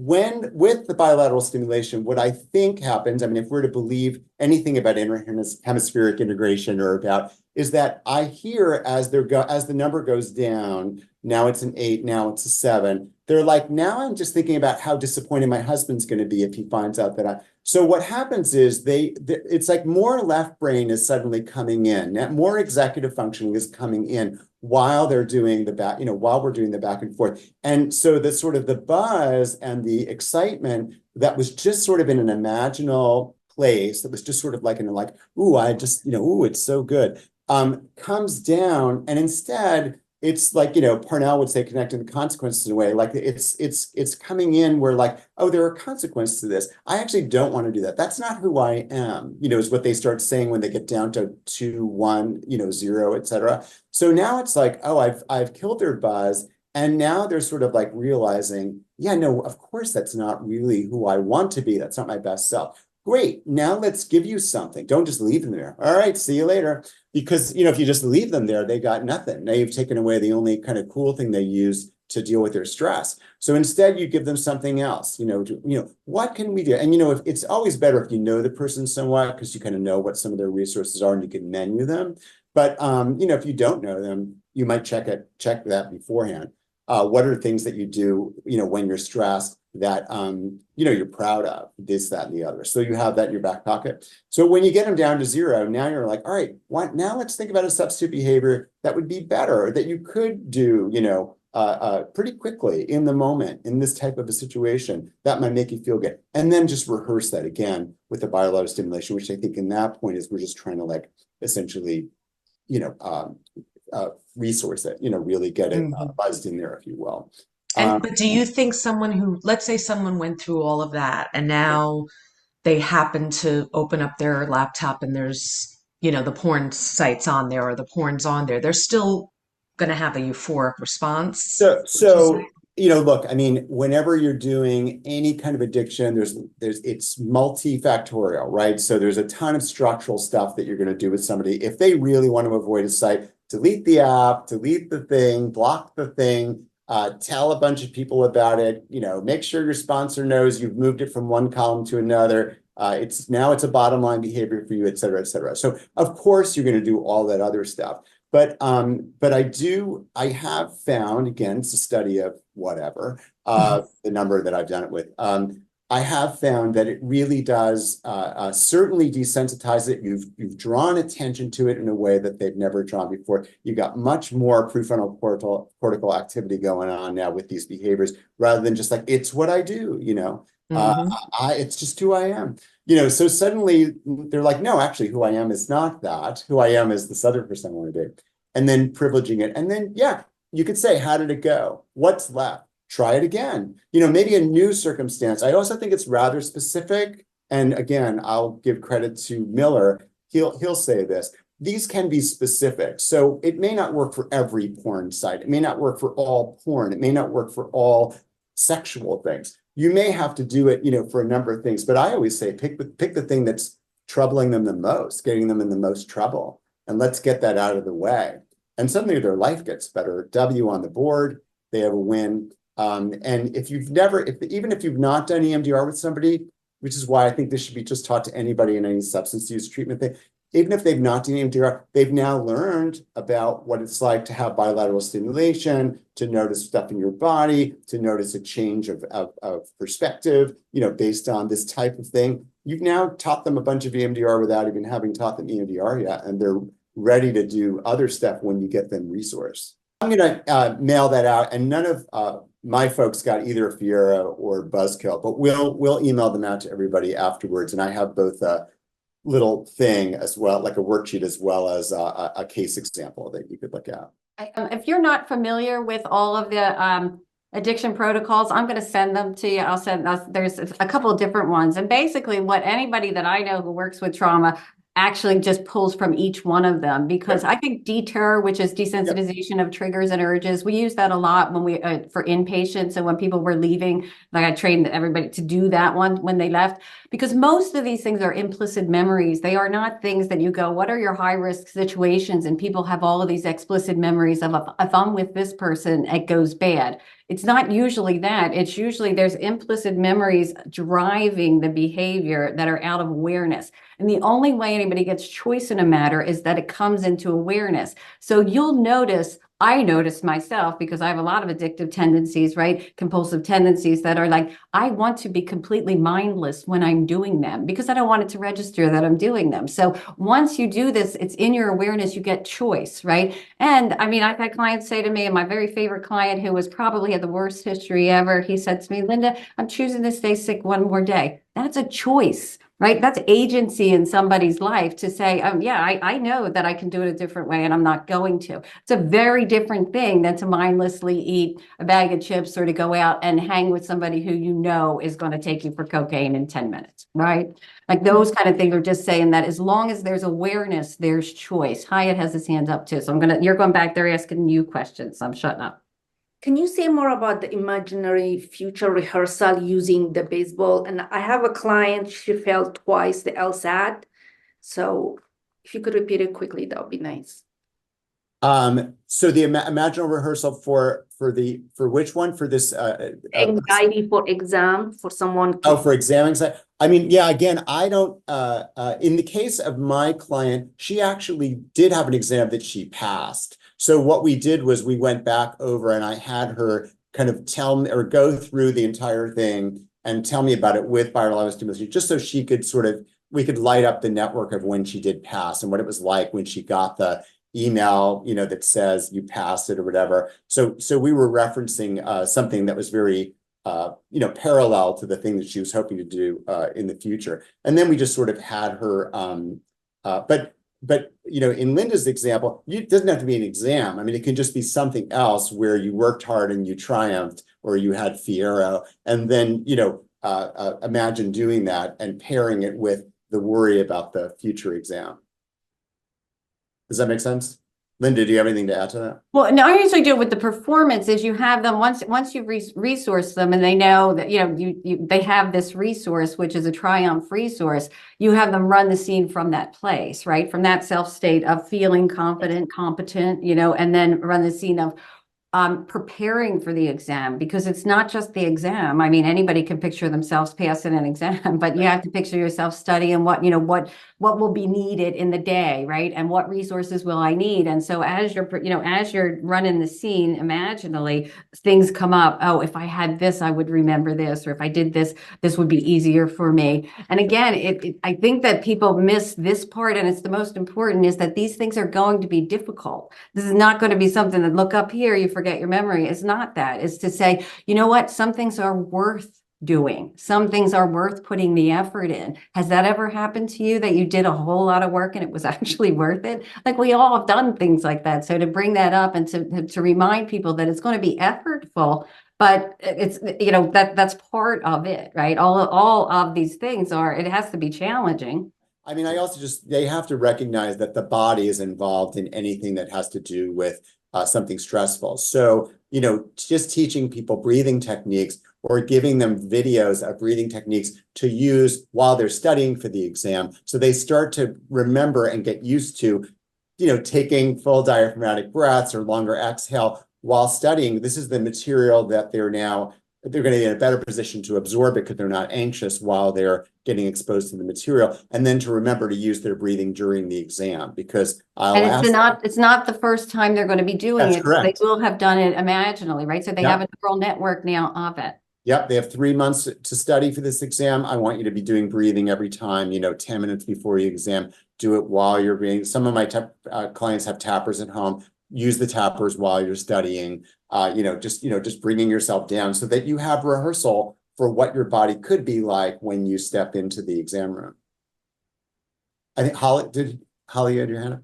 Do you name the consequences as part of setting it up, or do you wait for them spontaneously to get there? So you're saying like when the person would say, like in the example I gave, oh yeah, you know, my husband's going to be so disappointed if I do that. Yeah, no, that's the thing about buzzkill, which is really, again, you know, a bit of Miller and a bit of something else, is it's not so much about the awful thing that is the, you know, the end result. That is more connecting the consequences, or even Forex, not Forex. What is it called? The Dutch guy.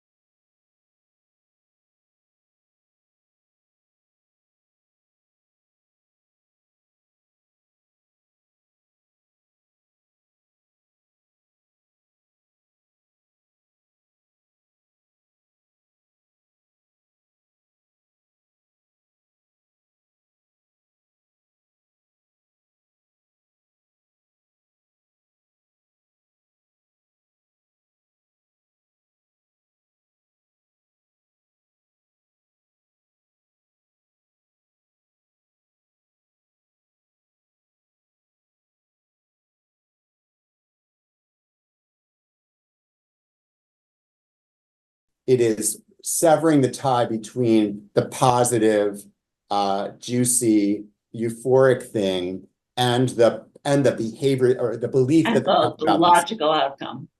What's that?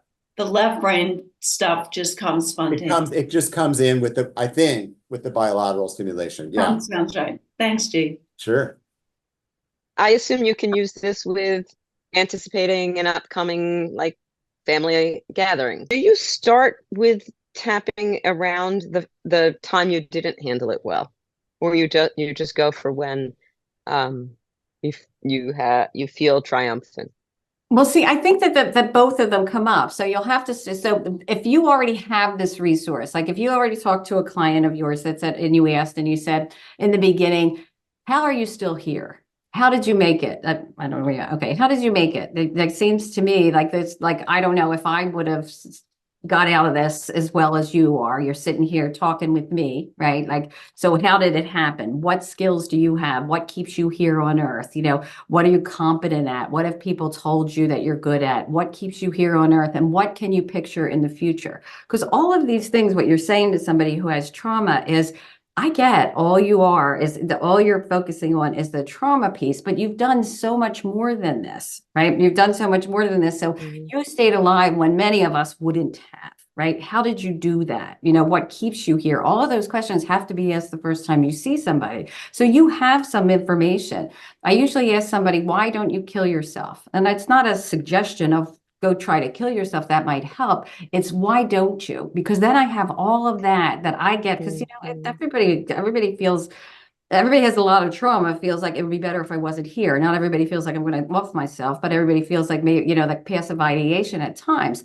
So when you tell somebody that, first off, I don't know if I'd survive. And that is true for me. I never lie to clients about that, but I don't know if I'd be alive for that. So how did you do it?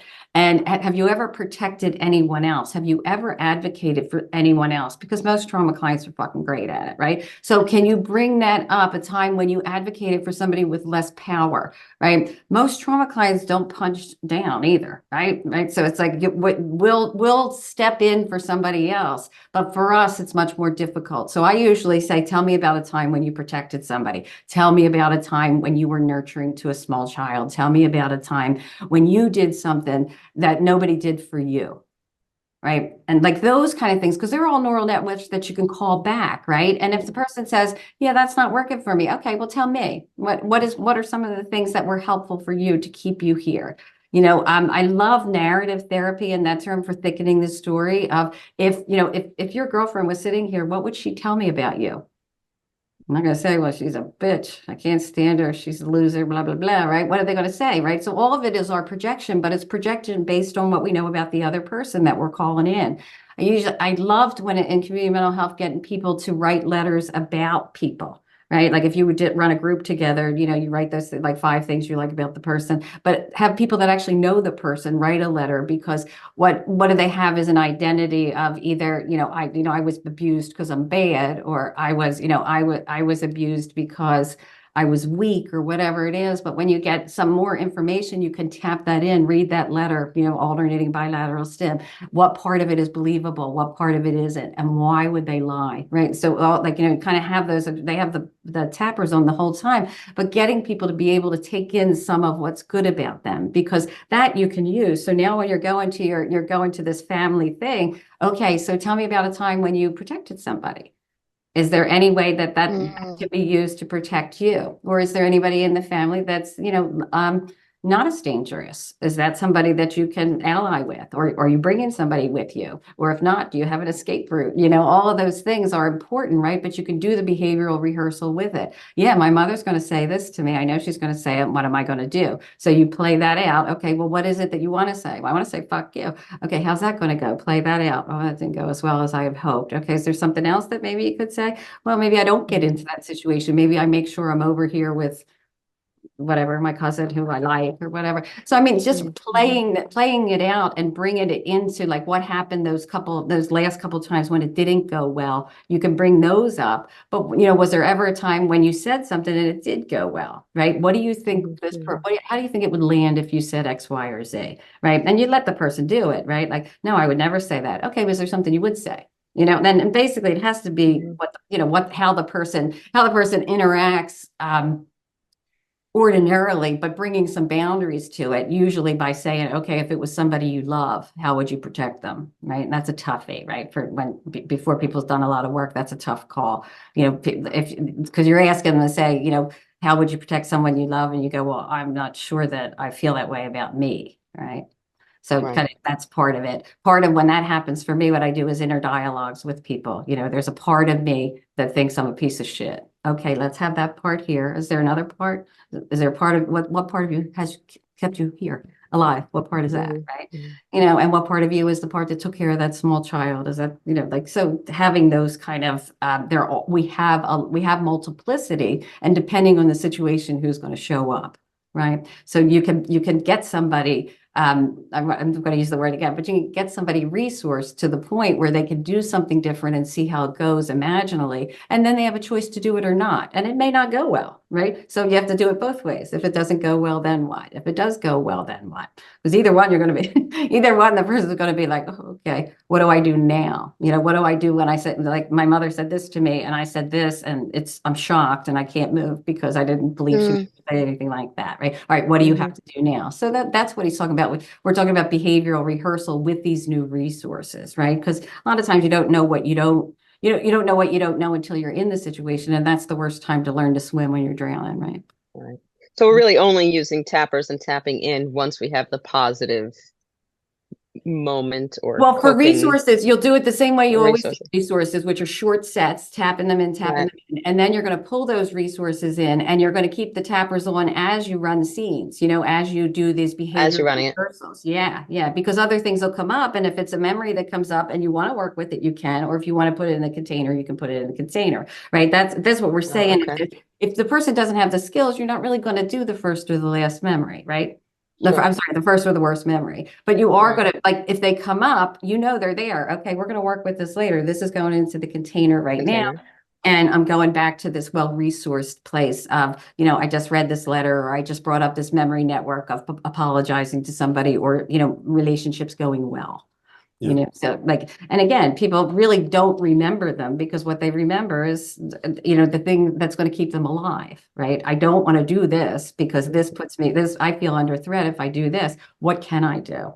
Right? How do I protect myself? I think the other thing about how long does it go, and do you check in or not? And, I think that's something that you play around with your client. You have knowledge about your client. If obviously the old standard, if they dissociate a lot, you're not going to let it go a long time. If they're doing anything with their eyes closed, or if they're doing anything with tappers, you're going to be checking in shorter. But, I do find it useful if somebody is going to rehearse an entire thing in their mind. What I might just say to them is, okay, close your eyes, go inside, turning on the buzzers, and just do it all the way through to completion. And when you're done, open your eyes and let's talk about it. So I let them take as much time as they need to take to complete the act rather than interrupting them and saying, how you doing, how you doing? Again, if I were worried, I'm watching the respirations, I'm watching their bodies, I'm all of that. If I were worried, I would interrupt it. But if it's just something like, I'm imagining going on a job interview, or I'm imagining going to talk to this person about this difficult thing, why don't you see it all the way through and then open your eyes and then how did it go? What did you get stuck? Were there any difficult parts? Were there any good parts? And then you can go back to those and process those down. What do you notice in your body? Can we soften it, etc.? And just sort of give them the opportunity to have done that. Again, Linda will say it 100 times. None of this is new. I mean, I think everyone's been doing this in therapy for a really long time if they've got something coming up and you want to, but adding bilateral stimulation, adding the body, adding the sensing what's going on, making it very explicit, checking in, really focusing on it in this way.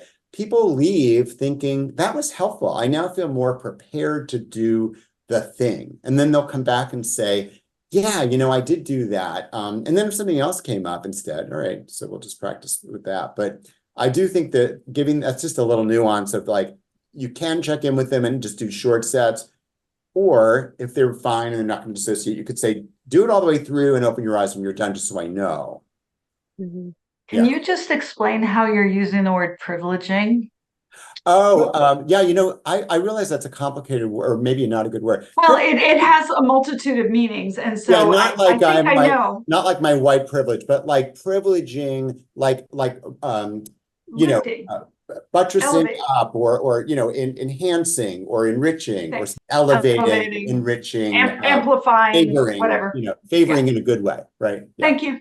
Sure. Okay, so my hope is that we can do a session, and if now anybody can volunteer to be a client, and basically you can work with either one of two things or both of those things, right? So some of it is if there's something that you have to do that you're afraid to do, and usually you take a couple drinks before you do it. I mean, because then you could do both of them in there. You could do like empowering, a couple of empowering scenarios, tap them in, and then go from that place into this, this behavioral or performance thing that has to be done. If you have something, I'd say that, like when I said I'm going to send you out all of the things for the addiction protocols we're talking about are deter, feeling state, and then there's one called image transformation therapy, and then there's one called addiction memory. I'm losing the rest of it, but it's with the X.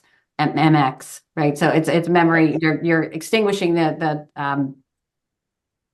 addiction memory, extinguishing the Cravex, right? And then there's a few more, but basically I'm sending them out so you can just read them, because when you see they're all very similar, right? The similarity is they're taking Gorski's work, chronic relapse work, taking motivational interviewing, taking all the things you already know and bringing them into an imaginal scenario where people can use it. And if you think about why this might be helpful, Gerard keeps saying about the body, all of our memory networks, when we bring them up, they have a body component to them, but not unless we don't really, unless we bring it to awareness explicitly of saying, what does it feel like in your chest? What does it feel like in your arms? What does it feel like? Are you, when people say, I feel like I'm standing up taller, I feel it my low back, I feel that, you're having an embodied experience, right, in your seat. And then you're taking that embodied experience into an imaginal scenario that's upcoming, right? So I think the one we did with the doctor who's taken the test, I mean, we've done many, many times like that. But the last session I just did with somebody was about going to the hospital. They had to go to the hospital with their kid again, right? So you can process that. We did process all that, we processed the crisis around what had happened at the hospital, the trauma, what had happened to her kid, what had happened to her, process that. And then the future template part is what we're talking about now is, EMDR is always past, present, and future. But this future piece of it is just, okay, she has to return to this hospital once a month. And if we don't do anything, all of these triggers are going to come up, right? So, but we process the memories, and then we have the person do a walkthrough. What will you need here? You know, I tell this story a lot, but it's one of my favorites. Had one of the clinicians that was, she processed a memory of her father's death, right? It was in a car accident, and the car accident happened to be in the town that she had to drive through to bring her kids to school every day. And so every day there was this trigger, and every day it was the same feeling of overwhelm. So even when we processed the memory, only went down to like a 1 or a 2. And what keeps it from being a 0? I always say that, right? What keeps it from being a 0? And she says, well, I have to drive past that time every day. Okay. So let's have you get in the car with your kids. Okay. So you'll know that you're going to pass by, they're going to pass by their grandfather's place where he died, and you are too. Okay. What would be helpful for you? Well, she starts telling a story about her father to the kids. So as they get closer, they say one good thing about grandpa or one good thing about her father, right? So that she's making all of this up in her head, what she's going to do, and then, practice it imaginally, behaviorally, and then do it, right? And when you're doing it imaginally, what comes up are the things that aren't going to work.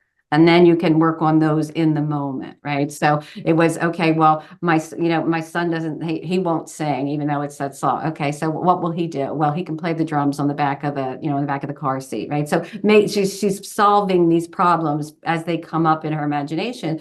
So when it's time, she'll, that might be a problem, and she can either cut it off real early, or she can just modify it so to include that. Does that make sense to folks?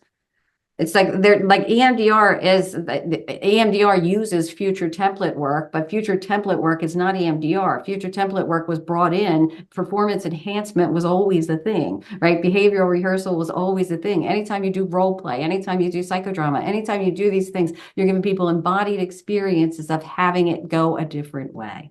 Right. And so, you can do it imaginally, you can do it in group, you can do it any way you want, but this is a way that you can do it with a client right there, have them bring their resources on imaginally, and figure out what is needed. So if anybody has something that they'd like to work on or is willing to work on, either Gerard or I will do it for this first time, because I don't think that we want to do this a bunch of times. So we want people to be able to, jump into it, but I don't want people to jump into it if you don't know what the hell we're talking about. So would anybody like to work with either me or Amy Scott's hands up? Gerard, I'm pulling you down here. Did, not forever, but just because I realized it was a habit that I don't want to continue. I want to do it for the purpose of enjoyment, not for the purpose of it being a habit or numbing feelings. And so that's what I'd like to work on. But I realized I was numbing a very specific feeling. Yeah. Oh, okay. That's great. So, what is so currently you are not drinking any wine or not doing anything at all, or was it I don't do anything else. What's that? I don't do anything else. Oh, okay, yeah. I'm down to Sauvignon Blanc. Like, that's it. Was it at a certain time of the day? Gerard, I'm going to get everybody to go dark, and it's just going to be you two on there. Okay. Anybody have questions? You write them down. If you have feedback to give, you're going to write it down. It's just going to be you two up on it. Oh, hi. Hi. So I was just wanted to know a little bit. We're obviously not doing full history or all that kind of stuff, but was there a specific time of day that you would have the Sauvignon Blanc, or? End of day, dishes done. Yep. Yeah. And was there, in terms of doing the buzzkill method, so I guess you would like to not return to this necessarily in the automatic way you were doing it before. Is that the idea? Yeah, I'm in the camp of wanting to be healthy and not make choices that aren't my choices. I don't want to have a habit. Yeah, totally. So when you what was the best part about drinking the Sauvignon Blanc at the end of the day when the dishes were done? If you could imagine doing that right now, and I guess we're going to use maybe this because okay. But before we do that, if you could think about from picturing yourself doing the behavior of drinking the Sauvignon Blanc at end of day without really thinking about it, let's say every night or whatever it is. What is as you think about that, what are the positive emotions that come up for you? Relief. Mm-hmm. Mm-hmm. Kind of wind down from the day. Mm-hmm. Checking Great. in. So feeling a feeling of relief and a feeling of winding down. And, and this could be anywhere. You could be drinking the wine in your kitchen or on your sofa, watching the TV, or where would it be happening? I think it started to become more of a habit when I started to watch TV, like watch shows or whatever with my husband. And Yep. Glass on coaster in front. Yep. So so relief and wind down are the emotions. When you think about doing the behavior, what is the where do you notice the positive body sensations, and what are the positive body sensations? Kind of the solar plexus, like just, and even breathing, like the letdown of shoulders going down and shoulders down, softening your solar plexus, just sort of, like a really draining of stress out of your body kind of thing. Okay. So we got the picture, we got the emotion, we got the body. When that would happen, what's the positive thought, positive belief, positive cognition you have when all this good feeling Sauvignon Blancing is happening? the positive thought About is yourself, yeah. Oh, about myself. Usually I've accomplished a lot in the day. I've gotten a lot. So you've accomplished a lot. So what would it mean about you to have this positive feeling state of relief and wind down and body sensations and all that? I'm what? I'm accomplished. I'm good at what I do. I'm accomplished. Yeah. I'm accomplished, I guess. Yeah. Worthy. I'm worthy. Like a glass of wine because. Yeah. Oh, okay. So it's almost like you're rewarding yourself. Totally. Yeah. So like you deserve recognition, or you deserve some reward, or you're worthy of a reward or something like that. Yeah. This is what I do. Like when I accomplish something big, usually there's something at the end of it. Okay. So if you could close your eyes, imagine having the glass of wine, imagine the emotions that you just described, notice the body sensation, and just when you do all that, and when you think to yourself, I'm worthy of a reward, or I'm worthy of this relaxation, how strong is the connection between the body sensation and then this positive thought, I'm worthy? 0 to 10, 1 to 10. Okay. 6. Okay, so it's starting out as a 6. So what I want you to do is to imagine doing the behavior and just start tapping right, left on your shoulders, and just let's just do that for a moment, and I'll check with you. Eyes closed? Yeah, sure. Imagine doing the behavior.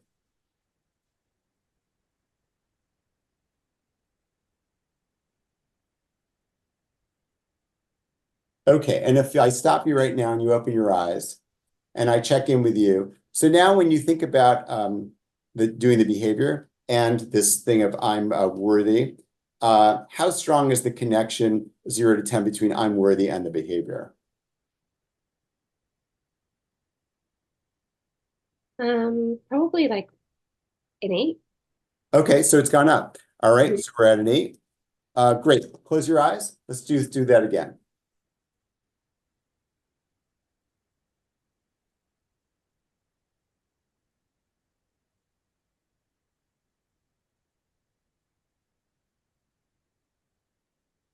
Okay, and if you stop tapping, open your eyes again.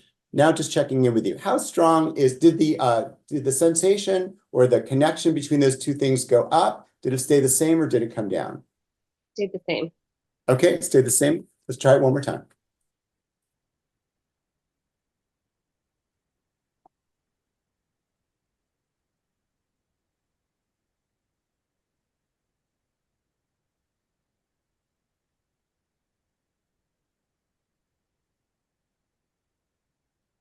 Okay, Amy, if I have you stop and open your eyes again. So this time, did the intensity between the behavior and the I'm worthy go up? Did it stay the same, or did it come down? What's that? Went down. Went down. Where are we now? 6. A 6? All right, let's try it again.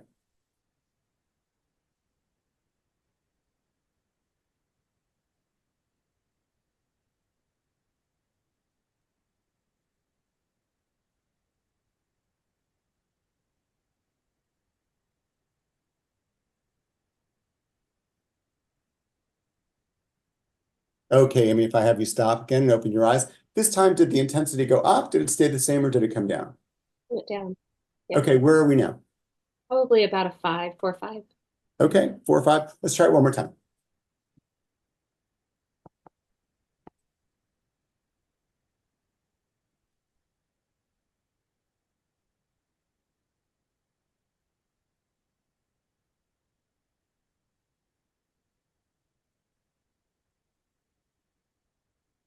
Okay, if I have you open your eyes again. So now, did it go up? Did it stay the same or did it come down?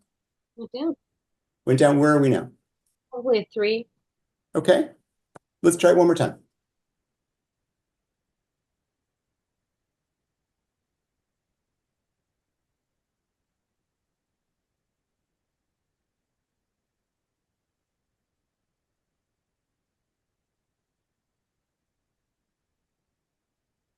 All right, and one more time, if you open your eyes. So now is the connection, did it go up? Did it stay the same or did it come down? I think it stayed the same.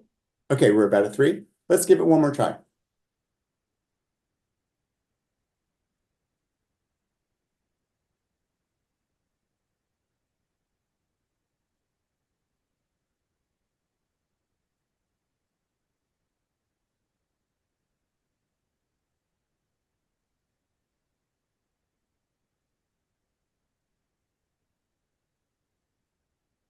Okay, if you open your eyes one more time. So the connection between the behavior and I'm worthy, did it go up? Did it stay the same or did it come down?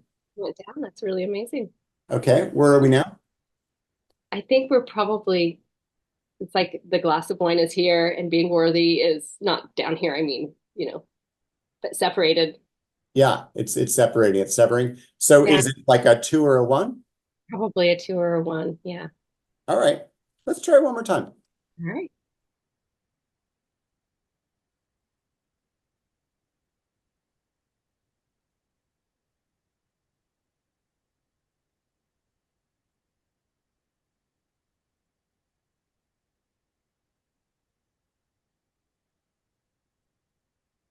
Okay, again, if you stop. So now the connection, did it go up? Did it stay the same or did it come down? It went down. Yeah. Okay. Wow. So cool. All right. Well, great. So almost like 0, 0 to 1, something like that. I'd say All right. 0 to 0 to 1. All right. Well, that's pretty cool. So let me ask you a question. Is there another way that in your life you can do a behavior that you can do where you feel worthy, where you feel satisfied, worthy, good about yourself? And what kind of behavior might that be? Spin class or doing spin. Spin class? Uh-huh. And so I guess you could do a spin class at night after the day is over. Is there something else that you could do, I don't know, in your living room time at the end of the day, for example, that also can have you feel like I'm worthy? Yeah. I think probably just the reward, reading's a reward. Say that one more time. Time to read something that's not about psychological assessment. Uh-huh. Yeah, so reading as a reward. Is that what you said? Uh-huh. Okay. I mean, we could pick either. Which would be more useful to you, do you think? Do you want to imagine you doing a spin class, or do you want to imagine something where maybe at this juncture of the day, like reading, I think I'm just going to take quiet time and sitting and breathing because that seems like it's less, I don't have to take a shower after school time. Okay. All right. I don't have to read if I don't feel like it, but I can always breathe.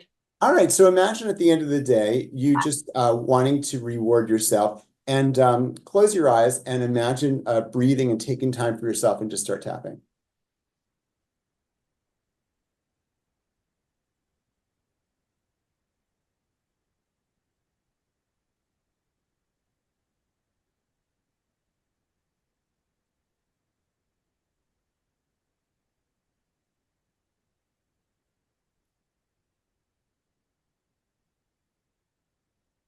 Okay, and I just want to have you open your eyes and just check in with you. What was that like for you?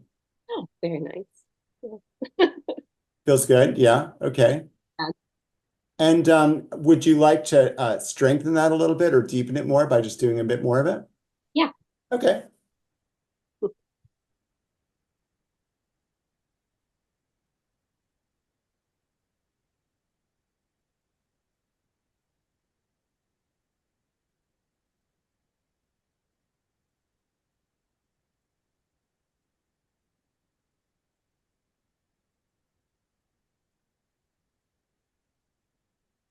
Okay. And if you open your eyes again, how's that? Great. How does your body feel right now? Relaxed. Yeah. A little tingly in the head. Uh-huh. Uh-huh. So, so great. So what do you think about this idea or that, what we just did? Well, I realized just in the end there that it's a switch. For me, it's a turn off. Oh, my child's about to walk in. Everybody say hi, Charlie. Hi, Charlie. Your phone's out there. Close it. He's not used to me being in meetings on Saturdays. Of course. Yeah, me neither. Yeah. But that it's a turn off switch for me, I think, is like the day is done and you can just turn off. Uh-huh. And so, and with regard to the breathing and taking time for yourself? Huge. It's just necessary, I think, for me to Yeah. have something. Does this feel likely that this is a potential substitute or a better thing for you? Yeah, Gerard, can I Yes. ask a question? I just Please. wanted to, before we stop the session. Can Yeah. you, it's about feeling valuable when she's doing her breathing exercise. Can you have her bring up things that she's done over the day that, that were good, that were helpful, those kind of things? So when she's doing her breathing, that's what she's telling herself? Beautiful, beautiful refinement there, Linda. Absolutely. Absolutely. Yeah. So it's not just I'm worthy or I'm valuable and just think of that thing, but to actually embody it more. Like, what are some things that you feel about, just to remind yourself of your value and bring that in while you're doing your breathing and imagining doing that instead. Sure. Do you want to try that? Sure. Okay.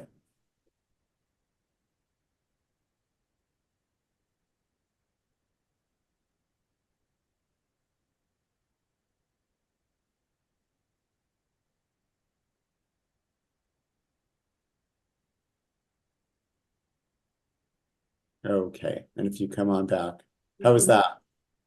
Great. Because Is that even better? valuable pieces that you're allowed to go to sleep. There you go. Like you're allowed to shut down.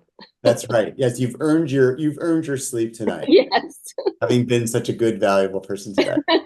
Whatever works. Whatever works. Well, that's great. Well, yeah, Amy, do you have any questions about that particular thing, or what was that like to do that? Even as you noticed, you said, "Oh, this is weird. Wow, this is strange." It was really surprising because it was almost perspective. Like if I imagine a glass of wine and then do this, it's like I almost imagine distancing. Yes. Which is cool. Yeah, and it's so simple. That's the thought, is that it's simple. We did this in whatever this was, 15 or 20 minutes. You certainly can cram this into a 45-minute session, give somebody a win, have them try it out during the week, and then check in with them the next time to see if it's working or not. And I could do this with students.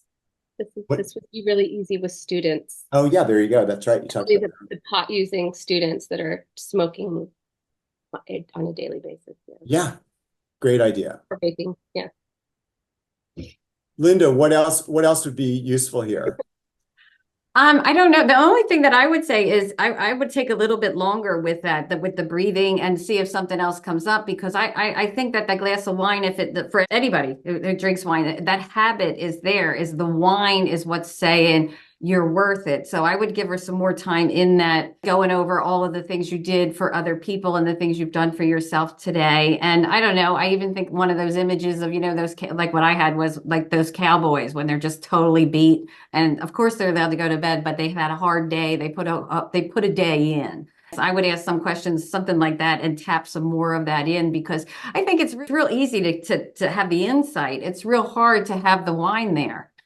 Yeah, no, you're totally right. And I think part of it is, for the purpose of demonstration, part of it is that Amy already told me that she's kind of stopped this behavior, but it's sort of more about like not wanting to continue to be seduced by it. But yeah, for sure, if it was like an ongoing persistent behavior, I think we need to spend some more time in this. But I love what you're saying, Linda. I mean, if it's sort of the Fiera, right? I mean, it's adding in all the positives with the future rehearsal, just so it's further embodied and further strengthened. So I like You want to that. know something else that is a replacement that I gave myself that I discovered in Sedona? It's these, the little calm. Can you see these? Yes. So these are from Sedona, and they're just medicinal, but they're like, oh, there it is, meditation mints. Oh. And they're made there. And instead of having a glass of wine, I just do that. It's a ritual, right? It's a replacement ritual in a way that says I care about myself. I'm acknowledging that I care about myself, and I've done a good job and hard work. And yeah, I have clients with alcohol specifically where they always drink while they're preparing dinner. And what they did instead was they did make the decision to substitute zero alcohol cocktail during a mocktail during dinner instead. They were still felt like they were giving themselves a resource. Now, this is a person that isn't trying to get totally sober, but they were trying to reduce.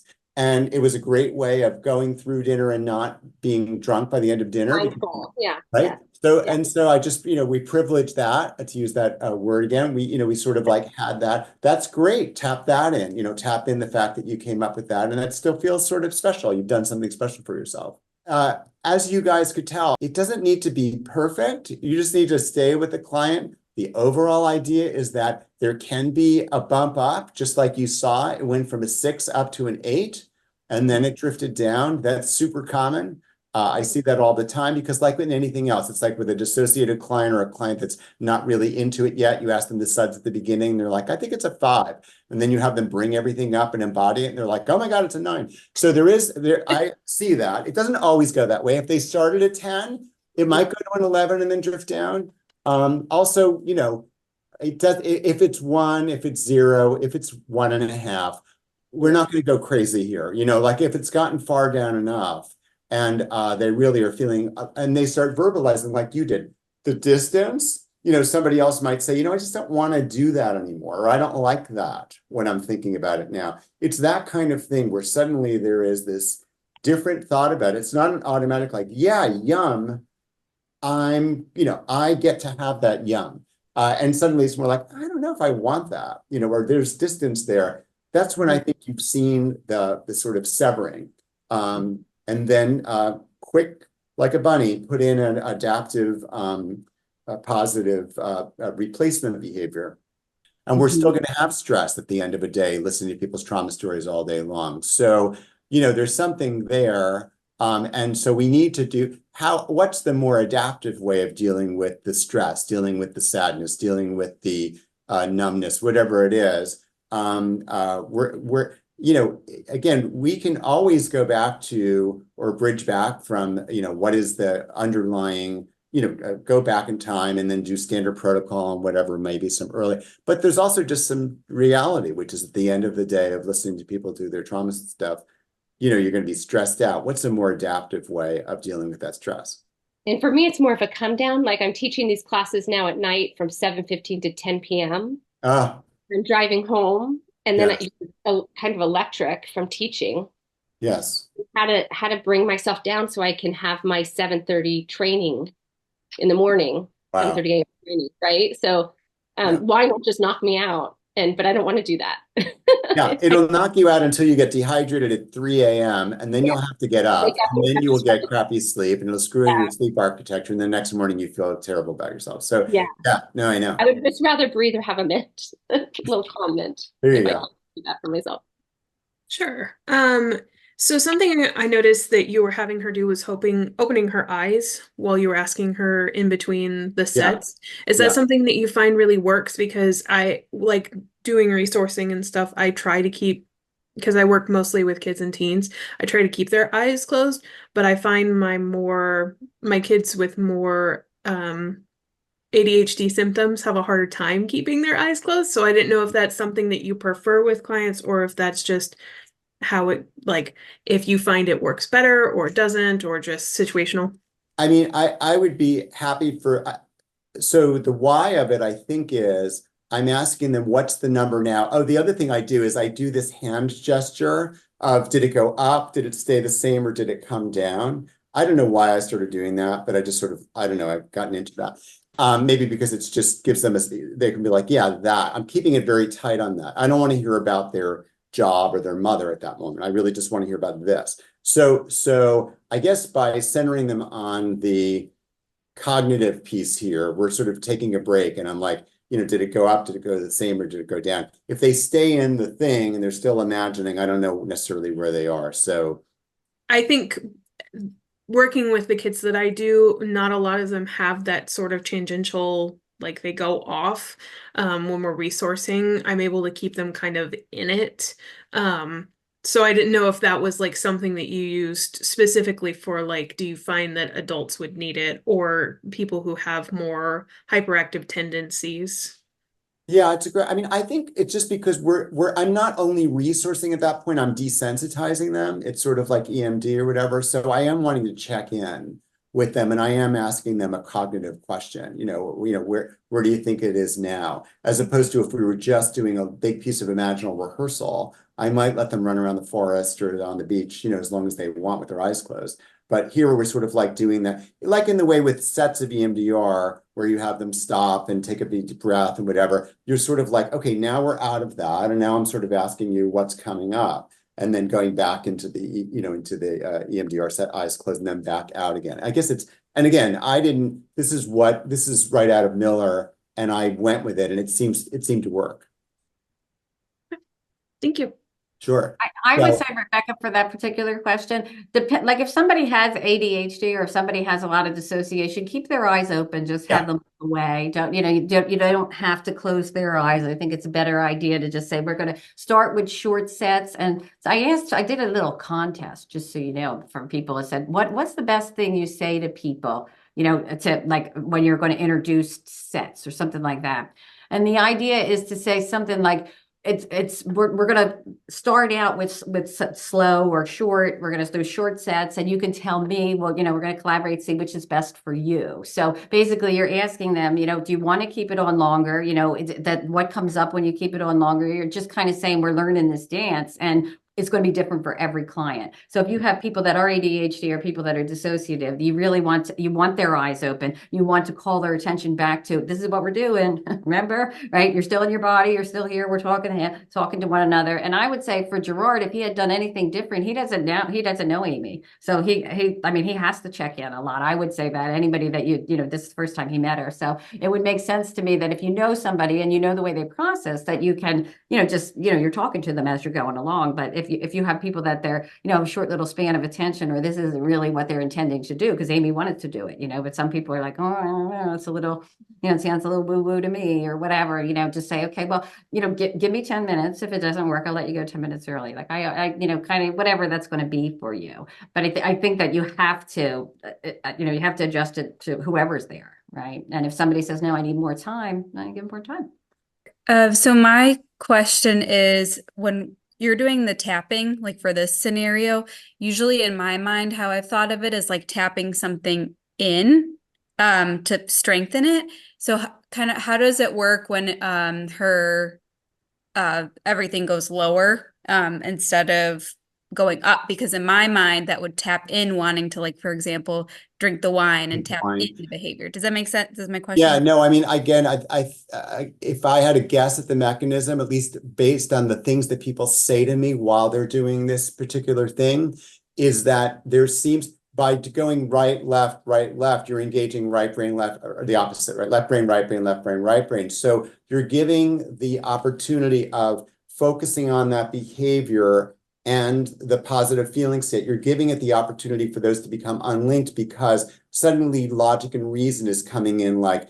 wait a minute, why do I do, what is that about? Am I special because I drink wine? Like it's sort of just like letting the left brain kind of come in and say, I think that's just right brain bullshit. Like, I don't think you've really thought that through. So I think that's why the tapping in that sense, or I think eye movement, I guess eye movement could work as well. It's about more engaging the other parts of your brain, not just the sort of like, ooh, yummy wine.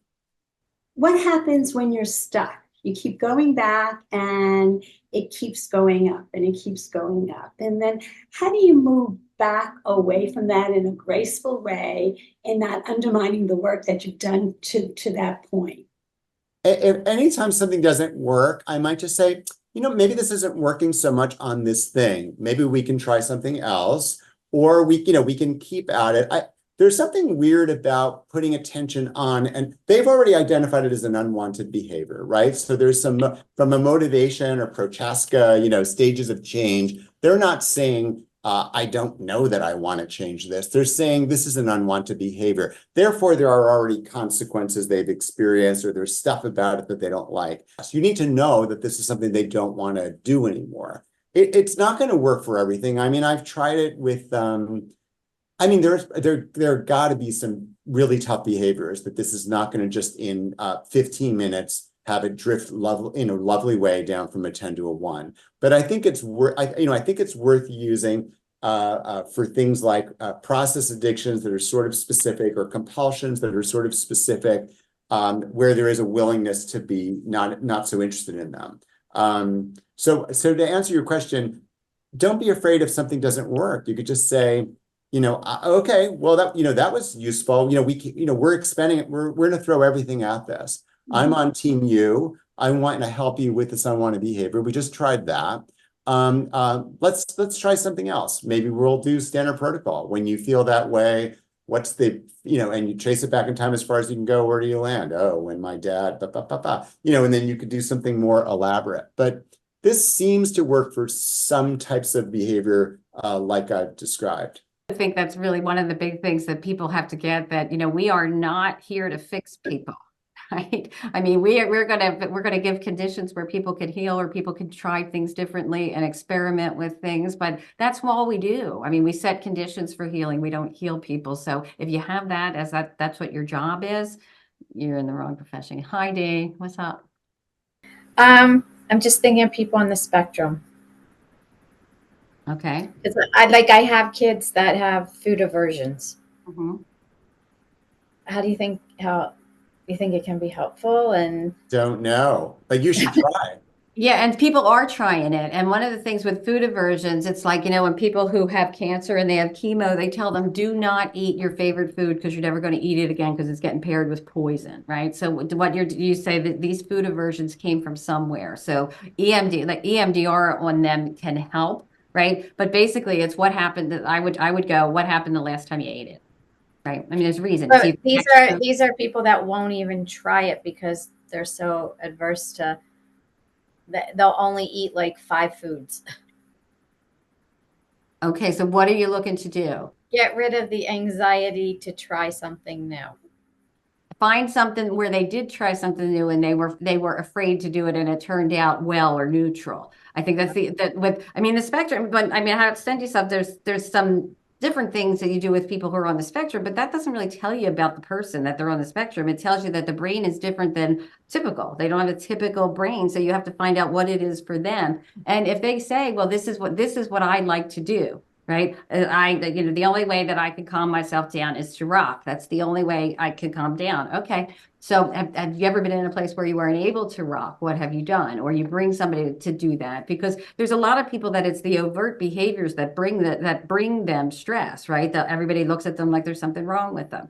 I had somebody that I did hypnotherapy with because they were going away to college, and we were replacing this one behavior that he did that would cause attention to his roommate to something that was just something he knew was happening. Like, we made him do it with his feet.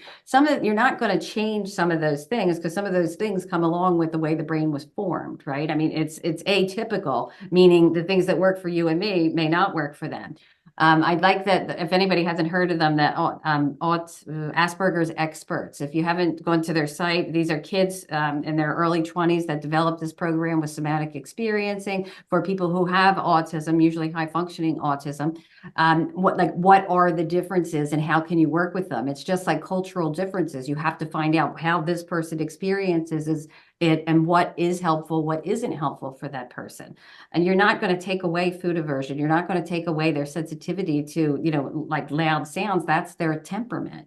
That's not going to change. What you're going to change is either areas on the outside, the way that the outside treats them, or are there things that they're able to do differently that don't bring so much scrutiny and I would say criticism, because we look at it like, oh, this is fucked up. What are you doing? Right? That's what kids do to one another. That's what, adults do to kids too. Right. So it's what is the worst of it, and what is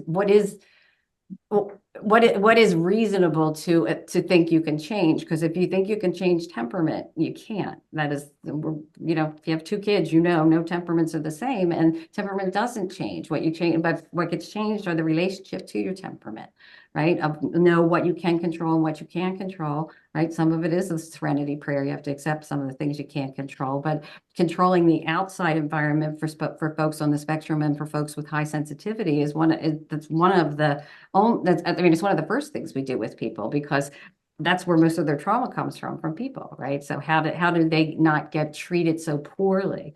And I mean, I'll send you what I have on autism and the things that are for, you can change in EMDR, meaning you can change to work with people with autism, but it's basically saying you have to respect the way their brain works and what is helpful for them.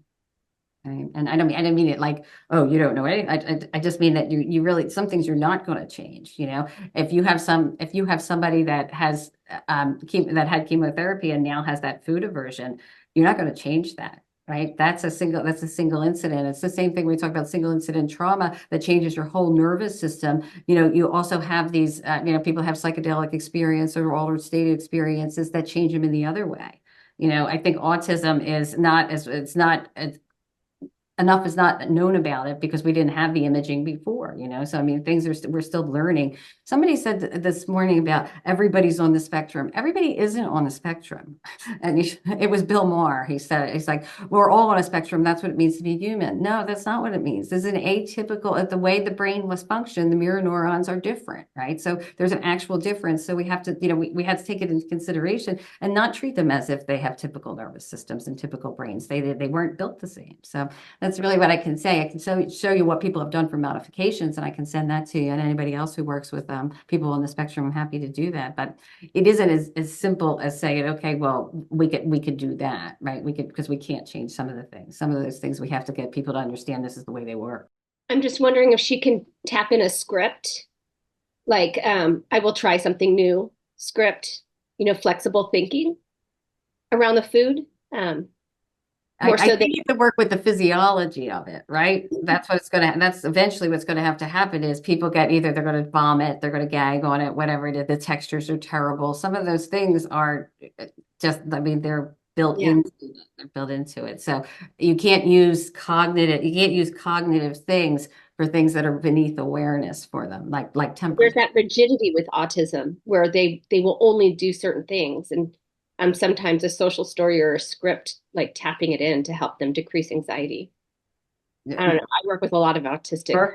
Perhaps. And I'm going to tell you that really, if you really want to get an insider's view, go see Asperger's experts, because they're unbelievable. I called Stephen Porges to find out if he was in charge of that program because it was so good. So if you're working with that crowd and you haven't been to the website, I highly recommend you go there. Linda, can I say something? You may. So I was thinking about what Amy said and what Dan said about the idea if you were working with an OT, like if the person's working with an OT, whether there's neurodivergent or not, to try to increase tolerance to that treatment, you could use this kind of idea of substitution of aversion. Like if they have to go for the brushing treatment or they have to do this stuff, you could use this as a way to tap it, to clear that aversion, and then tap in the positive association of the fiero that you're talking about, that they can go and do this. They can go and be part of this treatment, because for some of these kids, that whole treatment process becomes an aversive experience. So that's just what popped in my head. So for what that's worth. We have probably 25 more minutes left, and I want to use the time wisely, but I personally would love to use it experientially. Is there anybody else that would like to do something? has something they'd like to work on? Yes, ma'am. Sure, See. I could do something similar that feels a little bit similar to what was just worked on, sugar reward. Reward might be a simplification. Probably it's a matter of caring for my own needs and valuing them. Caring for your own needs. I'm just trying to, it feels similar in terms of there's an unwanted behavior in there that you want to let go of. Okay, then I could do that. I mean, I could try, I'd be happy to try. All right. Well, yeah, let's say you have 15. Yeah, sure, let's do it. Okay, so, and again, this is really the way to show that, you know, if you have, people go, well, I only have 40 minutes in a session. Well, it doesn't really matter. You can do this, right?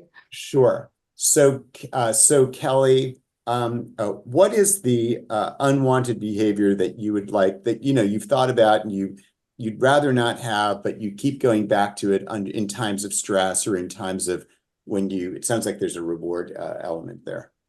Oh yeah, it's frequently, it's always upticks in times of stress, but frequently, you know, with scheduling, trying to fit everything in. Yeah, it's ending up soothing with sweets. Okay. Or when there's not time for anything else, yeah, I can grab something checking out at the supermarket.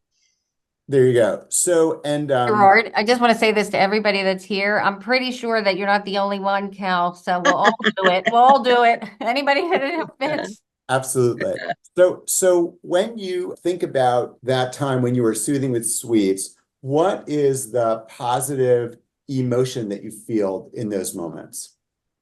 Care and bit of relief. Care and relief. Care for yourself, that you're taking care of yourself and that you feel relief. Can you give me a more specific example? Like, is it a candy bar or a piece of pie or like a... Probably a candy bar. Okay. So when you're having the candy bar and feeling like, I'm taking care of myself, relief, what do you notice in your body as you imagine doing that behavior? Focus on the positive sensation.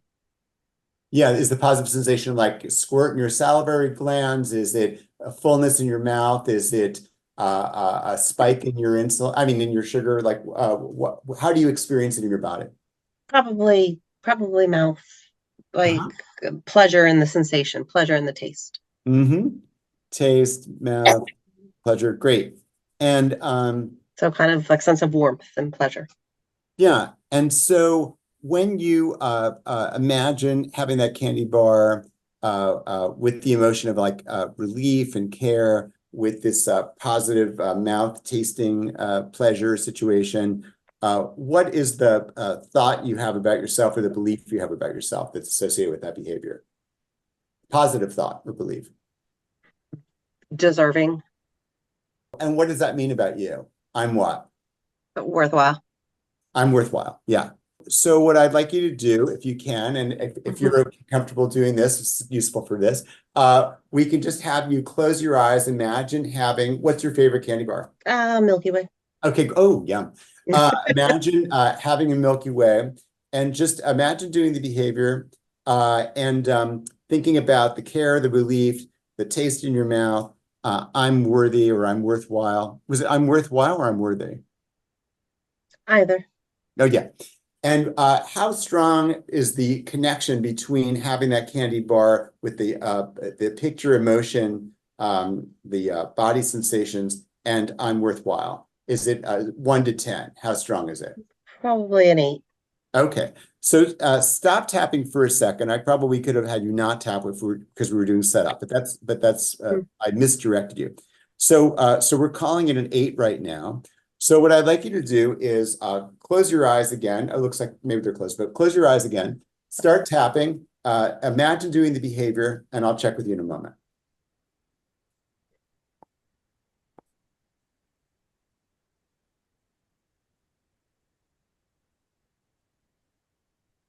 Okay, and if you open your eyes, Kelly, stop tapping.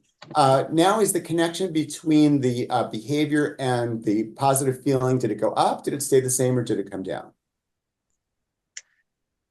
Down a little bit, but with annoyance at myself. Okay, but it came down, so is it a 7? Yeah, that sounds about right. All right, let's try it again.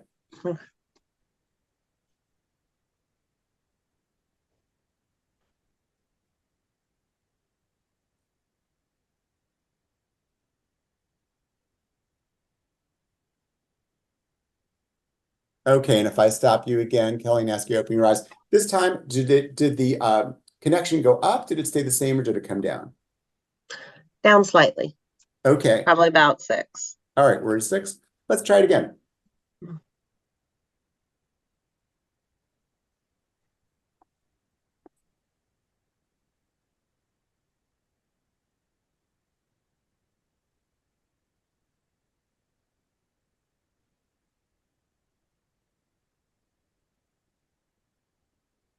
Okay, and if I interrupt you again and have you open your eyes and check in with me. So that time, did the connection between the behavior and that positive feeling state go up? Did it stay the same, or did it come down? Down probably around a 4. Okay, let's try it again.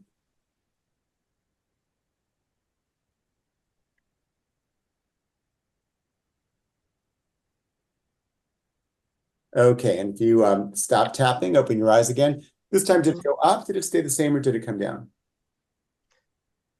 Down around 2-ish. Okay, fantastic. Let's give it another try.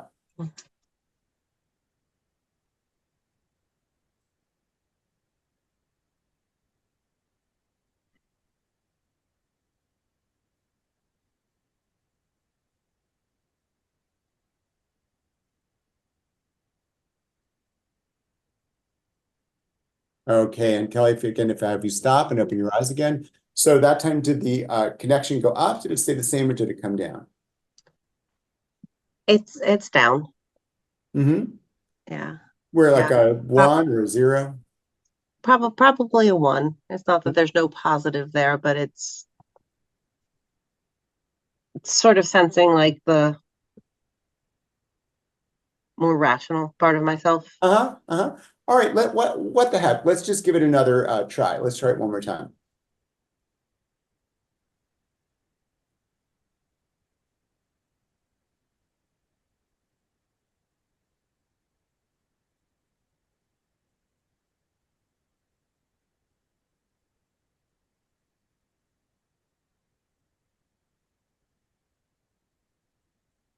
Okay, if I have you open your eyes again and stop tapping. So where are we now? Did it go up? Did it stay the same, or did it come down? It's probably between 0 and 1. All right. I don't know that it'll be 0 completely. Yeah, no, that's fair enough. So when you think now of some other behavior, some other thing that you could do to that would contribute to I'm worthwhile or I'm worthy, that would give you that same sensation or that same feeling, or just maybe not exactly the same, but something like it. Is there something that comes to mind where you also feel I'm worthwhile that doesn't involve the behavior we're trying to replace? So yeah, thinking about it, I think part of what gets in the way is time. So thinking about something that could be short. Yeah, short exactly. Period, Yeah, probably taking a moment to ground myself or do some breathing in the car. Just feel the weather and the temperature in the present. Being in your body, noticing Checking in, that. And are there some thoughts that would go along with I'm worthwhile, or some sort of something that would help embody it further? Some thoughts you have about yourself, or behavior, or accomplishments you've had, or anything like that?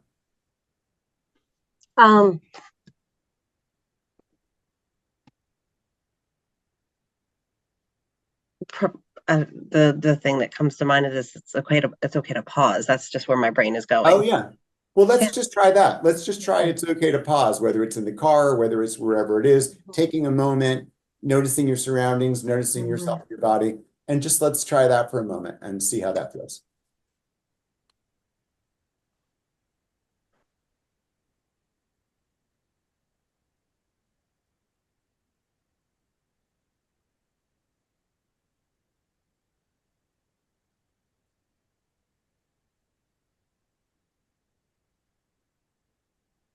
Okay, and if I check in with you, Kelly, What was that like to do that?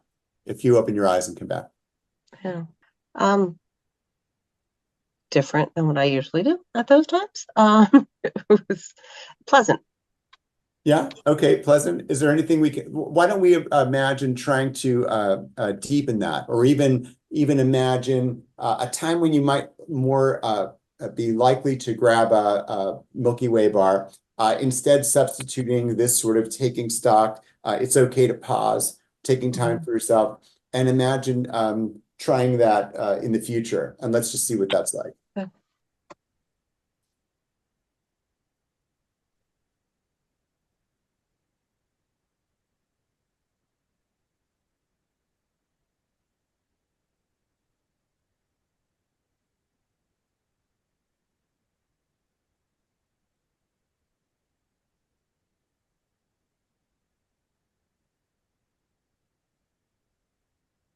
Okay, and if I check in with you, Cal, if you come back to the room, and how was what was that like that time? I think pleasant's the word that keeps coming to mind. That my shoulders. I felt my shoulders go down. Literally, that that kind of feeling aware and centered. And Yeah, which feels lower. It feels different than just sort of a not thinking candy bar in a way, right? It's much more, really is more about taking care of yourself and feeling worthwhile. That's great. Do you feel like this is something that you could try to do the next time you are feeling the craving for, yeah, it makes sense. Do you have any questions, Kelly, or or what did you think about that? Surprised at the simplicity. The simplicity and that it worked. Not that I was doubting you, but yeah, I'm pleasantly surprised every time myself. Thank you so much for being willing to do this. And again, I think if we're doing this with clients in a session, we're going to check next time, and don't be worried if they say, well, I did have a couple of Milky Way bars or whatever, but it's not the 6 I normally had. I had 2 or whatever. Like, okay, we could work on that some more, or you want to work on that some more, or is there something else you want to work at? But, reducing is also, it's not for death, right? Reducing is also a reasonable goal as opposed to abstinence from Milky Way bars. But I think, like with the wine situation before, maybe the Milky Way bar is more of a reward than an automatic behavior to address stress. I just love the fact that you just were like, no, I want to. It's okay to pause, and how your shoulders actually went down, and how you were, you in your body, you felt like you got where you wanted to go, by just, by pausing and by being grounded and being present. Yeah, that was nicer. Awesome. I don't know. What do people think? I appreciate the simplicity that Kelly identified, the simplicity. I feel like with EMDR, you get so focused on doing a protocol that you get nervous going into the sessions. And to just reflect upon, like, there is something that can be simple about this too, that it's a hell of a lot, rather than just getting worked up at the clinician going in like, am I going to do this right? And so you're right. Like, sometimes when I let myself go from that and go, this can be simpler than I imagine it. Thank you for saying that word, because yes, it's complicated, and also there's some simplicity to it that we've got to acknowledge. Well, all the elements are there in what we just did, right? There's AIP there. It was led by her. I didn't bring her there. I just asked the question, what would be useful? And I was surprised the way you are with EMDR. It's sort of like what it was that was going to be useful for her. So I mean, in a way, it's all the elements are there. And no, we did not go back and we did not do the heavy lifting of complex trauma, childhood, but we worked on something in the present that I think is a win and can help people. And if they say, I like this, they might come here next time and say, there's something else that I really keep doing all the time that I would rather not do. Can we try that? And you really just are getting them ready to do reprocessing in all kinds of ways. But it is, I guess that word restricted is coming up in a way. It is restricted and sort of focused rather than like doing a full-on EMDR free associative, body and mind free associative, let's see where we're going to go. But you know, you only have so much time sometimes, and or they're not ready for that, but they are ready for this. Certainly if you're trying to change behavior, getting rid of the number one cravings, the red alarm cravings that are getting in the way and making them feel bad about themselves. If you can remove those, you really are getting somewhere. I have a kind of simple question, a basic question. In between taps to check in, how do you know how long to go? Let the client sort of. I think in the thing I wrote up that I'll send, I think I wrote 12 to 24, but I never know how people count them. Because like, is this 1 or is this 1, 2? Is this 1, 2, buzz, buzz? I don't know. You know, it's somewhere in maybe it's around 20 to 30 seconds, something like that. Not so long where they're going off and thinking about their day or about their childhood, but not where I'm just like, how about now? How about now? You know, like I'm giving them a moment to sort of have some experience of right, left, brain, or the desensitization, I guess. Yeah, I don't have it. It's not always exactly. I'm sometimes counting, sometimes looking, sometimes I'm writing down, and in those cases it's longer because I've written down and I've lost count. I do the same thing. That makes me feel sane. I usually count to like 25 or 30. I thought you were doing the same thing. Yeah, no, I just, and like what I was writing was time 1, 7, time 2, 6, time 3, 4, time 4, 2, time 5, 1, time 6, 0. And then I wrote, it's okay to pause. And then I wrote future rehearsal. And then I wrote pleasant. Just because I want to be able to remember that. So the next time we go back, I mean, that was my entire documentation. But I could do it while her eyes were closed, which is my favorite thing about EMDR is actually. Yes. First of all, I love this. It's really fun. I can think of like 10 different people that I could do this with. But the other thing that I'm thinking about is with somebody with complex PTSD, if you did this, you're scaffolding for them the concept of a behavior or an experience with the body, with the imagery, so you're doing target building repeatedly, so that maybe by the time we get to target building with the really bad stuff, we're not learning to ride a different bicycle, it's the same bicycle. So yeah. I think that's a beautiful way to think of this in the resourcing. Yes. Because building the target sometimes for people who really are struggling to be in their body, it's just such a great rehearsal of target building. So I love it. I think it's great. And when Gerard was doing his thing, you know, I get everybody saying, you know, do you do it 6 times or 11 times? My question wasn't even a question. It was more of, what about asking her what's the nicest thing she ever did to herself? What's the kindest thing she's ever done for herself, right? And then and do the tapping there. If she comes up with something good, if not, no biggie, right? But then you go back to that. And I think that for some folks, what you're just listening to, okay, what is missing here, right? You're saying, okay, is there a replacement for it? But is the replacement not going to be a Snickers bar? The replacement's going to be something that person will get more benefit, not just short-term benefit. You have your hand up, girl? Saying that made me think about it. I got stuck on mentally a little bit, Chad, when you were asking about like the things I've accomplished. Like I got stuck on external for a minute, but then my brain went to, oh yeah, the person that cared for me with food, she didn't have other skills. I have other skills. So that separation. Thank you for sharing that, Kelly. That's awesome. That's the fun stuff that happens at the end of these sessions when you do this, is that they suddenly reveal this thing. Like, yeah, I can't believe how long I've been doing X thing. That's because that's the way I was rewarded as a child, but I don't need to do that now. You know, those insights that you get. More EMDR stuff.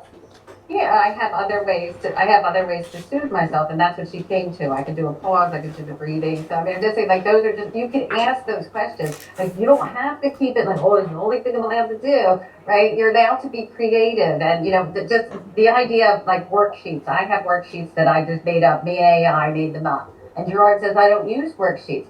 I say, I don't give a shit if you use worksheets. People want to read it and see what and see what it is, and then they can make it their own. They can't make it their own until they have something, some sort of a template. So I send you the templates that I have, and my advice to you is see, do it the way you saw Gerard do it, or do it the way you see it in the protocols, or look at the person and see what's happening as you start, and say, what do you think? If you know this person very well, what do they need? What are they good at? That Better Angels one is, when did I feel like being like a total shit to somebody because I could, but I didn't, those kind of things. And like those kind of relational redos. When you think of anything that is addiction or compulsion, what is it? It's an intimacy disorder. So it's always going to go back to, our intimates, whether it be our first caretakers or the people we're with now. Go ahead, Rebecca. As you guys were doing this, a lot came up, but do you think that this would be applicable for like self-harming, suicidal ideation? Like really looking at that and how it's kind of rewarding for the moment? And Not kind of rewarding. It is physiologically rewarding because you produce opioids, and it's also a way that people have solved. They take their psychological problems, make them physical, and then deal with the physical problems. So if they don't want to do it, I'm not saying you can do this with anybody that has no desire to stop. But if somebody has a desire to stop, do not always treat self-injury as if it's an addiction, because it is. It's an addiction. It's compulsion. To do it. This is what I do. When I get this feeling, I have to decide I'm going to cut myself, or decide I'm going to have a bottle of vodka, or decide I'm going to eat half the cake. Whatever it is, that's the power. I've taken the power back. That's not helpful for the person, but that's how they get their power back. So absolutely, I think that people really like shy away from self-injury and like don't want to talk about it because you think you're giving somebody some ideas like that with suicide. It's nonsense. Anybody that's had a lot of trauma already has these. They have them either as their skills or as their problems, right? So again, it's not like, oh, you're going to heal anybody, but you're going to connect some information that they have, right? They already have some of this information, and a lot of it's implicit, and you're just bringing it up into awareness where there's choice. So how fun was this? I appreciate you guys coming. Gerard, you started the show. Thank you so much. You did wonderfully. And I say thank you all and goodbye.